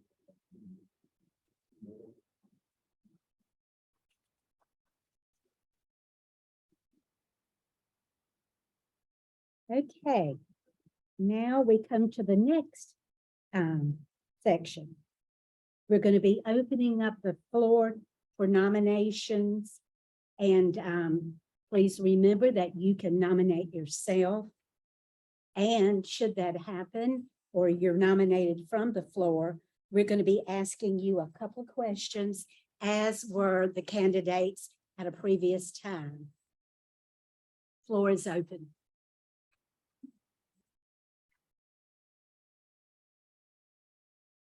Okay, I will entertain a motion that the nominations be closed.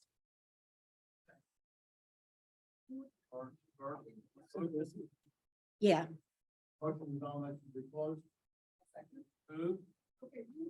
Larry May.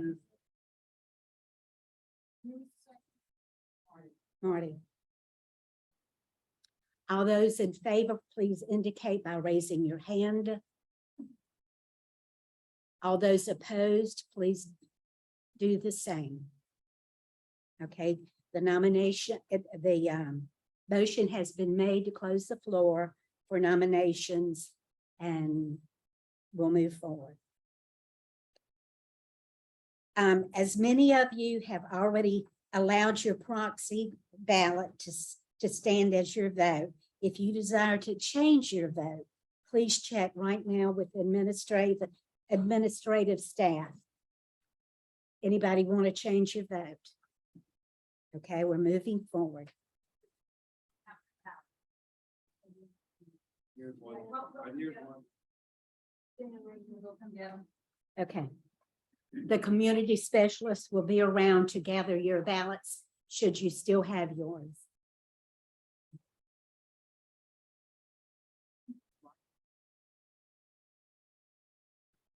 Raise your hand if you still have it.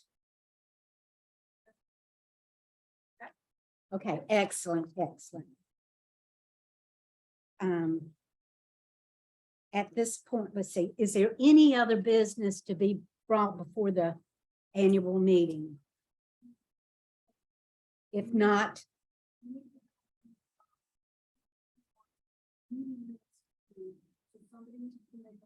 okay.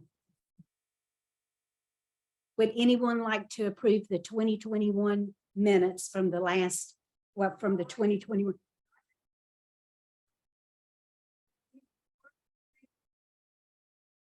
Do I hear a second? Is there any discussion? If not, they are approved as read. Okay.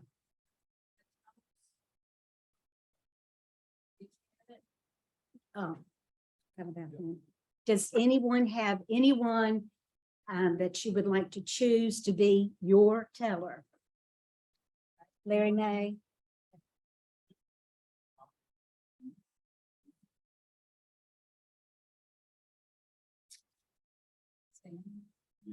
Is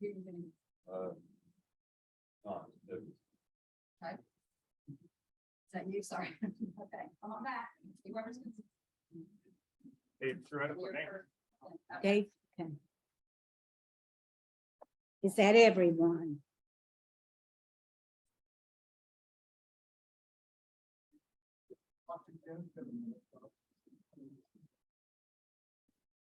This should only take a few minutes. that are out of the room. But in order to keep the process moving or the meeting moving, we'd like to continue on with the open members' comments, open forum members' comments. As I said, there's 4 tellers that are not here, but to speed our meeting along, we can continue up in the last couple of categories. So Brenda, if you would like to take over. Okay, your last couple of. All right, it's time for comments. Anyone like to say anything? It's now or ever for hold, what is it, or now or never, or forever hold your peace? Yes, ma'am. I'm sorry. Oh.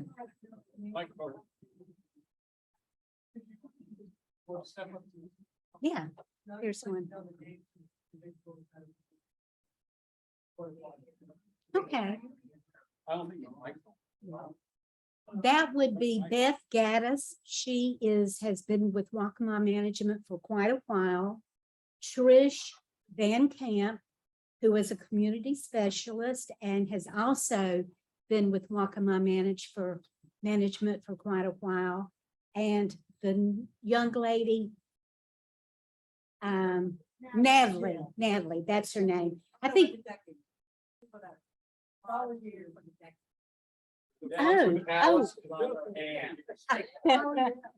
Okay. Bill from DC. Bill was here. Oh, there he is before, Bill. Hey, Bill. We have a resident. Thank you. I swear I put you in, and then I heard the rain. Yes, you were. Yes, you are. You have a microphone. They can come right here. Bill, you have a resident. Answer your question. Bill, You and the committee, the people who have a hammering nails. The names of these volunteers. Oh, it's a Right big there. list. I'm gonna get a list together because I can't remember them all. And I'm gonna get a list together. But sometimes we had 20, sometimes we had 4 times, sometimes we had 6. So I'm gonna get a list together of who I can remember. And Jim McGowan wasn't there. I can tell you who was not there. You weren't there. You weren't there. You weren't there. No, but I'm gonna get that plus. We had a lot of help, a lot of people in the community. I think we're gonna be done tomorrow. We just have to put the railings up. And I figured it out. There's one railing up, so I figured it out. I'll get that list together and I'm gonna give it to the board to share with the entire community. But I don't remember. Thank you, Bill. okay, thank you.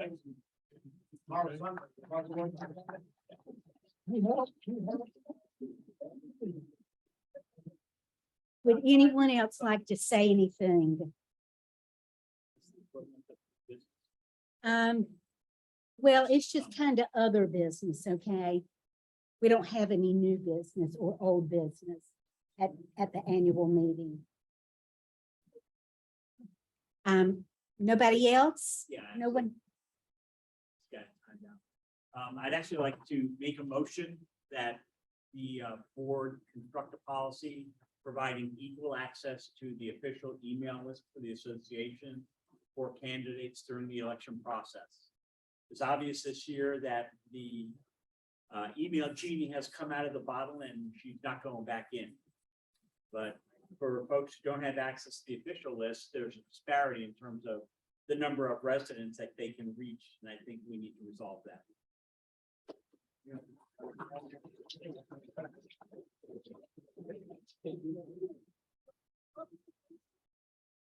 He wants everyone to have access to the entire. I want an official policy by the association to provide access to the official email list for the association to candidates during the election process. One thing that I'd like to bring to your attention, if you have recently, if you're not a full-time resident or if you absentee resident, if you will please send in your current mailing address, your telephone number, your email address, that would be greatly appreciated. So that next year, when we start preparing for the election, we will have everybody's current information. And we'll try to do an e-blast to that effect, just to make sure everybody understands and remembers. Any more questions? Any more anything? Do you want a minute? I don't want a minute, no. Okay. All right. Are we still waiting for? Okay, just sit there. All right, there's Mr. Danny Matthews would like to say something. Chris understood that as a candidate, and Larry is no different, we were not entitled to contact information that a board member. The board members running for their position, they've got the name, phone number, email addresses, because the board is entitled to it. There's no problem with it. So the problem comes who's going against them. They're at a disadvantage, I start with. And that's my thing, and let Chris explain that, I think that's what he's saying, that everything should be a fair play. That if there are candidates running, they should have access to the same information that they're running against the board. Technically, your responsibility is on that. And, we can give out mailing. come over here to the side. People at home. Steve will clarify this, but we are only allowed to give mailing addresses. We are not allowed to give email addresses or phone numbers. That is up to each one of you to do. If you choose to do that, you most certainly can, but Waccamaw is not allowed to do that. And I think Steve will come back in after talking to Chris and explain that, why there was such confusion with that, because we don't have the authority to do that. You as a homeowner do. I think that's why he made the motion as a mistake, not one. The board can't do that. The board cannot do that. Because I don't think he understands. Let me just say this. Steve will come in and explain it much clearer. Technically, technically, you are entitled to owners and their mailing addresses only. Anything else, any other list needs to be redacted of personal information. I'm not Can you saying- come in and explain that? I don't know what's happening. They think that the candidates should have the same access to email addresses and phone numbers that the board people do. And I'm saying that our responsibility is only for mailing addresses. So I'm not an attorney. And I'm not an expert on the state statutes in the state of North Carolina. I just simply know what we traditionally do as an SOP, standard operating procedure. So, but I got clarification on the motion that's on the floor, and that is not what is being asked. So I wanted to get clarification. May I speak about your motion? You mean? And correct me if I'm wrong. I was just told in the hallway that his motion is that we not provide confidential emails, which are normally the decision of each individual owner. You can give your email, you don't have to. Now, your email is in our database, which is a confidential database, just like your checking account or anything else, your social security numbers. But you choose whether it comes into a public base or stays in the confidential data on your phone number and email. That is our standard operating procedure. Now, his question was, how do the candidates get access to the community? It's simple. There's not a problem here. We don't have a back and forth. All he's asking is that you give this board an indication that they can have the authority to mail out a note from him if he's running on his candidacy. This is what I stand for. This is what I want to do with the election. That's what he's asking. He's not asking for the email addresses. He's asking for access to the community through the board.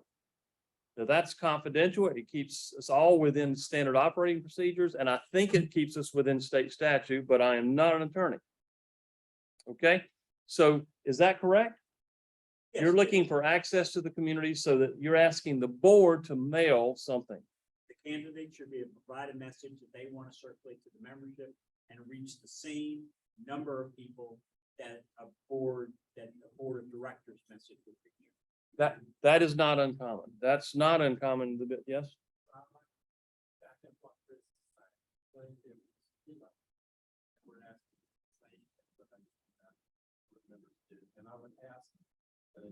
I would ask for a policy be put into place for this and internally going forward all of that.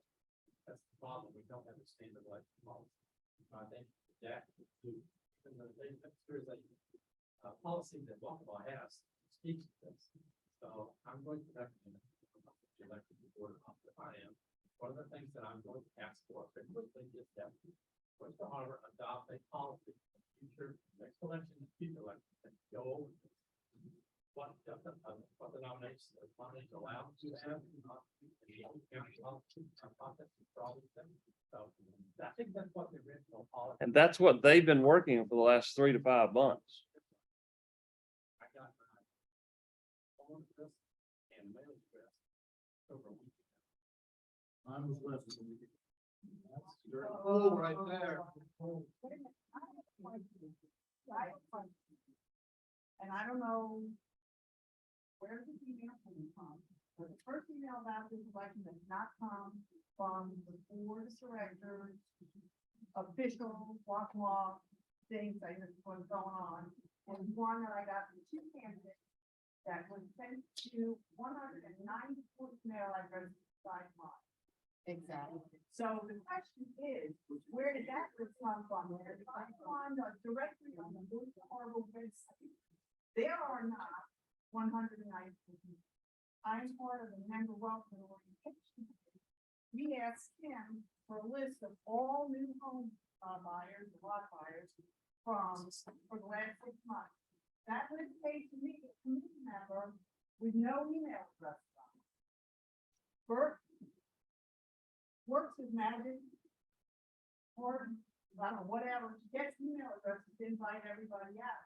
So it's not, I'm going to say, it's not board members who started sending political emails out. Where did those 196 emails come out? And if there's an answer to that, I'd like to know. We basically look through all the databases that all of us. Yeah. I don't know. Well, no, I don't either.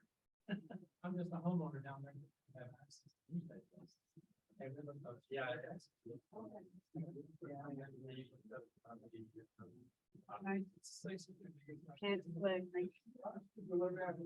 So I think the question behind the question, we have means of communicating with the community, software package called MailChimp, right? Everybody has the opportunity to join MailChimp. Everybody has the opportunity to unsubscribe. So if you don't want to be part of that, you don't have to. Apart from MailChimp, we also have the online directory where people can opt in or opt out. Many of you have opted out. And that's any property owner, whether they live in Oyster Harbour or not. So I think what we're talking about here is access to MailChimp, because that's the official way we have, apart from Waccamaw, of reaching all of you. So I think the question is, can we provide access to MailChimp for candidates going forward, whether they're on the board or not on board? Can people send something in, a blurb that we use MailChimp to distribute to all of you? I think primarily the election process, I don't know if it needs to be a broader scope than that in terms of someone, but during the election process. You got a question? Just- Okay, well, In the past, when you have come up, you have to remember, it's not just our neighborhood. There are way more people who don't even come here that are involved and want to reach everyone. whenever there was a recall or an argument, wanting to have a vote on something, no HOA company was ever allowed to give email. But they will provide the mailing addresses of the members. And if we wanted to get out information, or anyone wanting to get out information, you had to pay your own postage and do your own printing and mail it with your own return address so that people knew where it was coming from. But no one got access to your private email for whatever private purpose. And so very often, people who were candidates running had postcards mailed, always private. Yeah, the proposal is not to distribute the information, not ever. I'm not proposing that the information be distributed any more than it is now. When the board sends out an email address, I have no idea who else's email address it goes to, and it should stay that way.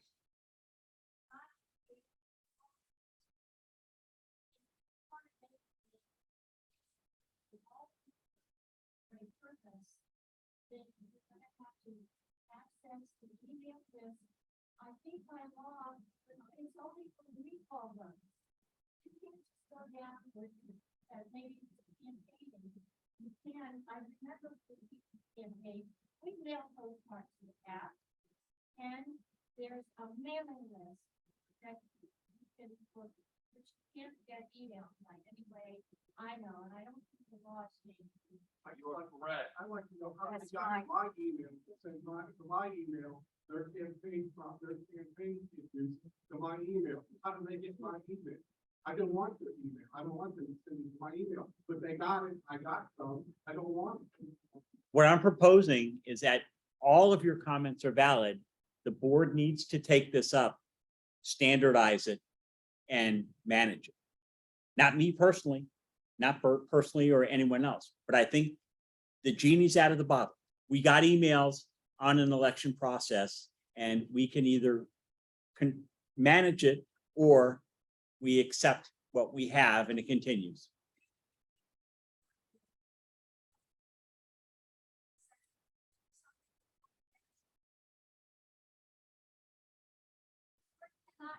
Not maybe.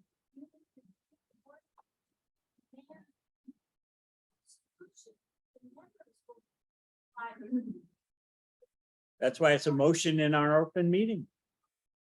And that's why we have discussion. We can reword, we can do whatever we like. But we're not, the proposal would never distribute private information. There's no reason for it. I'm just saying the mechanism that houses the private information should be available to candidates during the election process. If the board decides that scope should be greater, that's up to the board. But I'm just thinking right now, the candidates, whatever number they scraped, I'm going to guess that somewhere between 3 to 5 times as many emails are in the official list. So if the board speaks, they reach way more people than the candidate can. I perceive that to be an issue. I'm bringing it out in an open forum.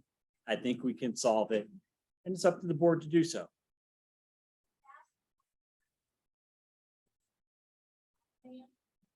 The home address was card.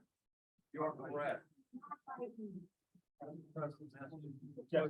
Yeah, I think email would probably is becoming a more prevalent platform about now. Steve would like to say something? I can only bring our experience to you, and I'll quit. This will be my last statement. Our experience, there's nothing wrong with his intention. I honor what he's trying to do. If you take a vote from this floor, I just want you to know the experience we've had at other associations. If the young lady in the back is speaking correctly, you have to have buy-in. The gentleman in the back said, I don't want these emails. That is the purpose of not handing out your email. The people in this room have already told you, they got your emails through multiple methods of gathering data. So that's the answer to your question. They used multiple methods. They didn't use us. But the big thing I want you to hear in this room is this statement. If you make a vote that the board has to send out whatever a candidate can do, only in the election period. That sounds like a very narrow scope that you can't get in trouble with. We have had people put slanderous, horrible, profane information in those letters. And there's a demand from this community right here in this room that this group mail it out to you by email. Please be aware, not everybody is mentally balanced. Please be aware. And if they send a letter that you demand this board mail by email, they do it, we're the facilitators. What I've seen though is telephone numbers, slanderous information, and accusations that are really scary that you don't want to be part of that. That's my only experience. Yes, ma'am? So please tell me why, give me an explanation on why the playing field during an election period should not be. I'm sorry. I didn't. You guys, there's something going on in this room that I don't know about. It's strange. The board question. My phone, you think I have no idea. I'm sorry, we can't hear you. Please get, where is the microphone? Battery appears. Oh, okay, the battery is dead, but we do have one up here.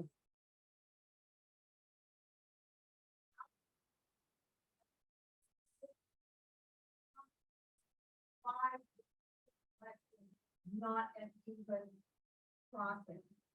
But it was. Who says it was not, other than the people think it wasn't? No, what? You had everything we had. We didn't do, I'm not even running. These guys didn't have anything you didn't have to get out there. The mailing list, whatever you used, they had. If you didn't have it, whether they didn't have it either. I don't know. What information? The mailing list.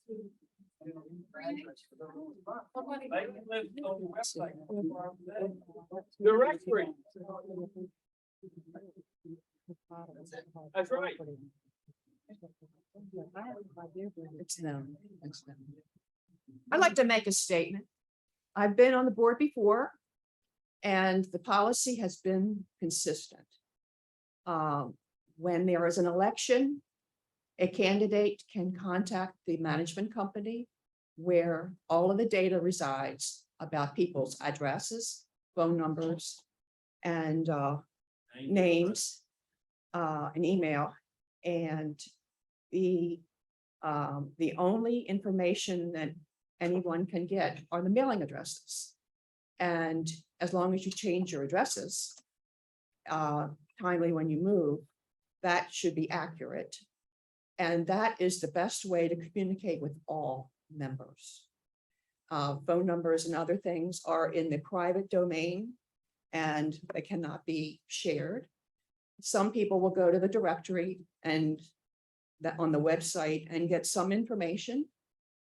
Some of us have little committees or something and we have little things, but the board does not have access to Waccama's database with all of the email addresses and phone numbers. And we don't contact members in that manner. We respond to members that matter, or you respond for us. But the policy has been consistently with the last two community management companies, and with this one, I believe too, that you can get a copy of the addresses and mail things. Phone numbers, I'm not even sure you got phone numbers for everybody and emails. No. No. And quite frankly, the board didn't ask for anything. They haven't had texts, phone calls, and emails. One member here did something once. So yeah, it has not been unfair. I'm honest about that. and we don't have access. I don't know where you live or anything. So that is more misinformation that has been going on since Meet the Candidates night. It is not true.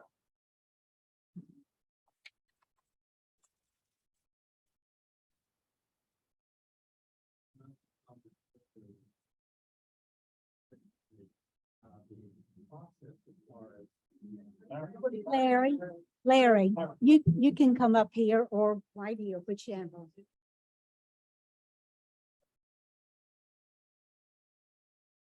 All sorts of issues, questions and concerns out there, and I certainly recognize them. As a candidate,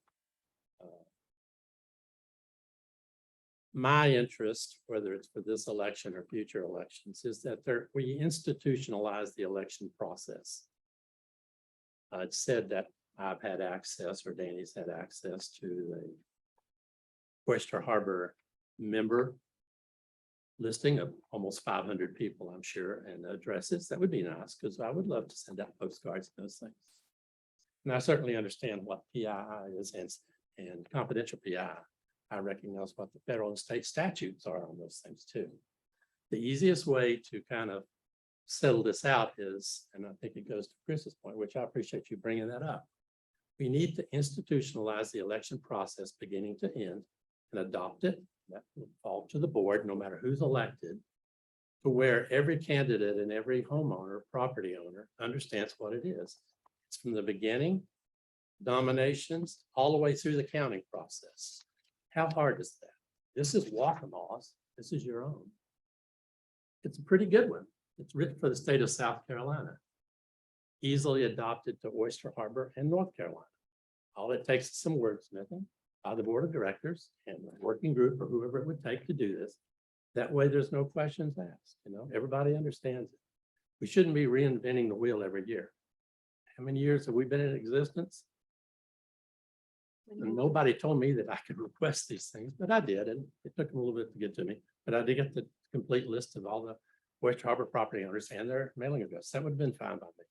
But for the most part, what we've had to do is to reach out to what we could find and dig up with emails, both on the directories and whatever else we could do. GIS, I can't tell you how many hours I spent on GIS looking through public records. All we're wanting to do to get our message out to you. If you don't want to hear it, that's fine. Just let us know. It's out. But at the same time, too, we don't have those mechanisms for official notifications out through that come out through an email blast. We don't have them. I'm just saying we don't have access to that. So we did the best we could to, yeah, I understand. So no indictments, no accusatory or anything. It's easily solved with this. That's what the board, I think, in the future, no matter who sits on it, should institutionalize this and move forward. That's all. Larry, I wasn't saying anything wrong by finding email address, but my point was that I thought that the board was sending out elections like this, is sending out supposedly because blah, blah, blah. Sure. Using a board email. And I want people to realize that didn't happen. Well, it's unknown to us, and certainly I understand that. That's good. I mean, we're and that's all good. I mean, there's no malice intent by any of us. I certainly understand that, and that's the way it should be. We really need to do kind of justice. But having said all that too,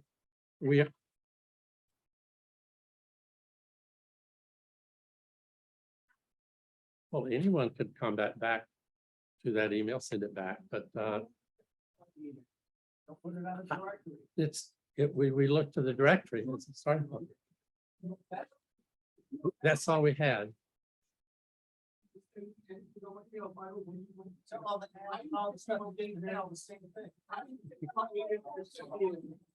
Well, so having said all that, I think we're at a point where let's go ahead and get the results of the election. But All right, thank you, everybody. I appreciate your comments. We do have a vote. And yes, please, everybody.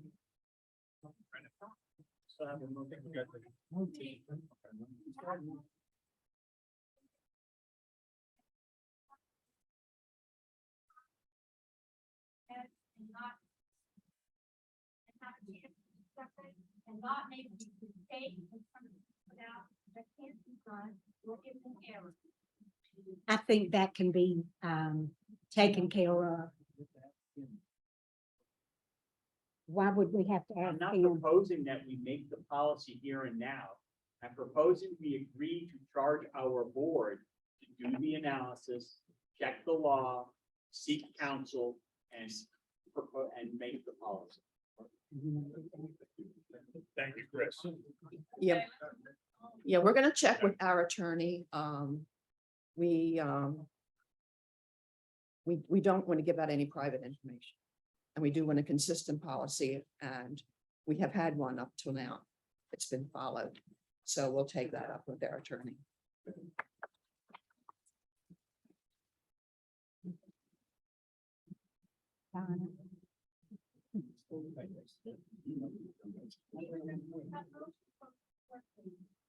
Or can it be second? It can be, I'm Dan and I second. okay, and this will be, is there any discussion?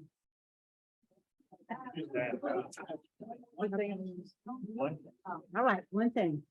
I just want to say, nobody is going to get a list with your email on it. Nobody is going to get a list with your address on it. Okay? All I'm saying is, email is a communication vehicle in the election process. And again, it could be broader if the board so decides. If a candidate wants to just distribute a message by email, it'd be no different than you get an email saying, hey, the end of the season party's coming. That same list reaches a standard number of people. We've all agreed to accept those messages. We consider them to be HOA business. So no private information leaves the hands and leaves the hands of the board and arrives in the hands of any other person. During the discussion phase, remember that you have to treat each member of the association equally and fairly. That means that if someone in this room owns a landscaping company, they can solicit you. If someone owns a pool cleaning company, they can solicit you. I am not proposing that. But you didn't give. I said during the election process. Okay. Did I understand you to say that you would like to rescind your motion? I made the motion. No. Okay, all right. I thought.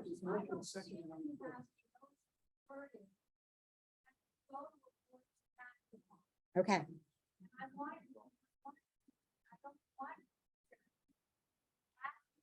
Or make a decision. I'd like to say that's state. That's one thing. I'm saying do it properly. absolutely. I'm sorry, it was second. For the second. Right here. Read it. Restate it. Recording secretary doesn't have. I was trying to get what you're trying to say in one sentence, and it's very difficult when we have all this other stuff going on. So if you want to dictate it to me right now, and we take a second on it, I'm good to go. I'm proposing that the board create a policy to provide access via email, via our MailChimp, which is our specific implementation, so that candidates may send messages to homeowners. The board would have to decide. That's different than the one that was second. I'm not trying to get you in a corner. I'm just trying to refine it because it seems to have lost some meaning. Who runs MailChimp? I thought We have a talked about our webmaster database. acting at the direction of the board. What goes out the door is sent by the board. This- MailChimp does not include every owner. So that's unfair. I'm just saying the emails that we have. I'm not saying we have to go out and get every missing email. I'm just saying the board needs to take up email access to candidates during the election. I'm also saying that you can't have a motion, you have people on Zoom who cannot vote or say anything about it. You're just dealing with the people that are in this room, and that's unfair to the other homeowners that are on Zoom, and you can't do that in this meeting. Then we should address that, but you know, we have a quorum. But You do have a quorum, sir. You do have a quorum. Who seconded his original motion? Pardon? Oh, yeah, there was kind of a little bit of commotion, so. The person who seconded Chris's original. Okay, please raise your hand. Well, is there, I think we've gone through enough discussion. If you are in favor of his motion, please raise your hand. Gonna have to count. Okay. We're gonna have- I think- It's all on to that without doubt. Okay. If you're in favor of the motion on the floor, please raise your hand. Okay, would you please come and restate it one more time, please? Please come to the microphone. You don't know what you're voting on. Listen. Ask yourself when you think, if you know what you're voting to happen.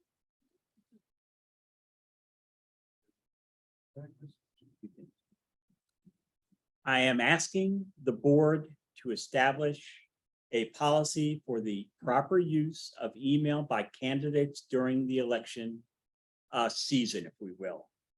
And more specifically, that a candidate can send out an email message supporting their candidacy at a frequency to be determined by the board.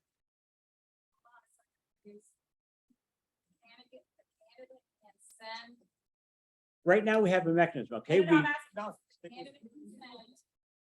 The candidate can send an email in support of their candidacy using the official email distribution mechanism of the HOA, the Oyster Harbour HOA. Known more informally as MailChimp, or basically the same mechanism that we see an invitation to to the Halloween party. No, thank you. Whatever we need to keep it clear.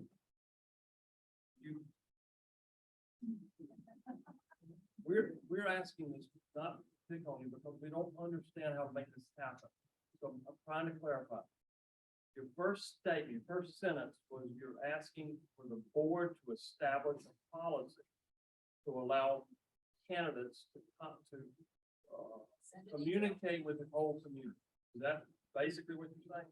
I think we're all in agreement. We don't want to be solicited through the same email list, without any control that we use to get official notices for a home that's pertinent to the association. It's within this group ability to give them that authority to establish a policy that they think follow the rules and regulations of the association and the state of North Carolina. That first sentence is doable. Now, when you expanded it, you've expanded it into my database, their database, the one I control. And you've over there at the table, you said MailChimp, which is you, right? No, I have no access to it. Who manages MailChimp? That guy, right beside you. Okay, so is it this database of the association managed by Welcome Home Management, or is it MailChimp? Do we Or do you mail out just to wanna two different leave it databases? open enough where the board establishes a fair communications. Whatever the board would consider to be its official channel of email distribution. But you're asking the board to establish a policy. That's all you're asking, for the board to establish a policy for fair communications through the official communications channel. Yeah, they may decide 2 emails is enough. They may decide 5 emails is enough. There are other details that have to be worked out.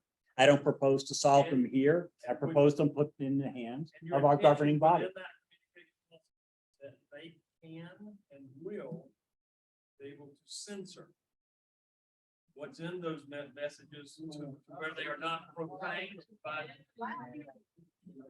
Okay, so any, I'm being devil's advocate. Any email that is handed to them during the election period by a candidate must go to these people. Because the candidates have already agreed to the policies. They sign off on how they're going to manage their behavior when they become candidates.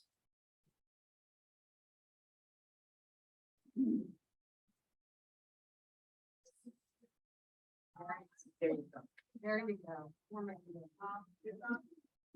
No, it's not. It doesn't get settled today. It gets handed to the board.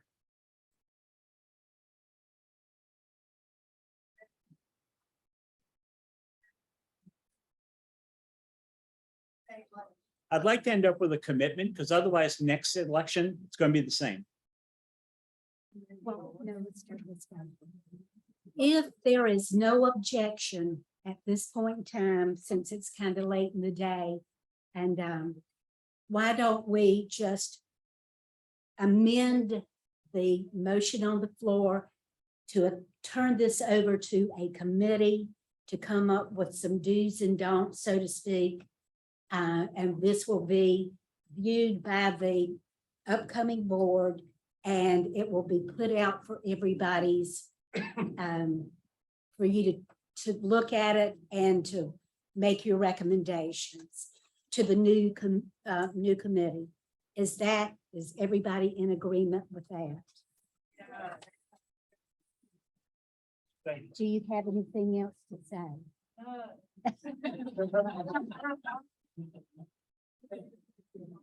Okay. All right. So now we have the announcement of the new directors. The two newly elected candidates are Vince Bracken and Larry May.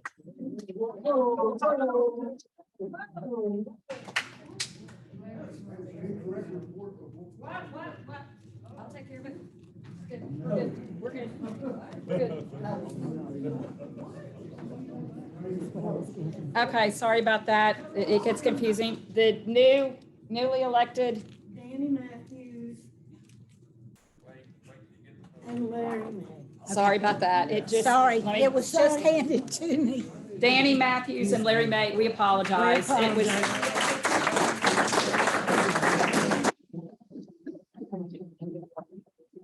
It was a human error. We apologize. Well, there were a lot of ballots. So, with there being no further business to come before the, okay, everybody, we're not adjourned yet. One second. We just announced the two new directors. With there being no further business to come before the annual meeting, and also the new candidates, the board will come together for their organizational meeting and elect the new board officers. Thank you. It wouldn't come to me. If there's no further business, I will entertain a motion to adjourn. Thank you very much. Have a wonderful afternoon and go home and relax.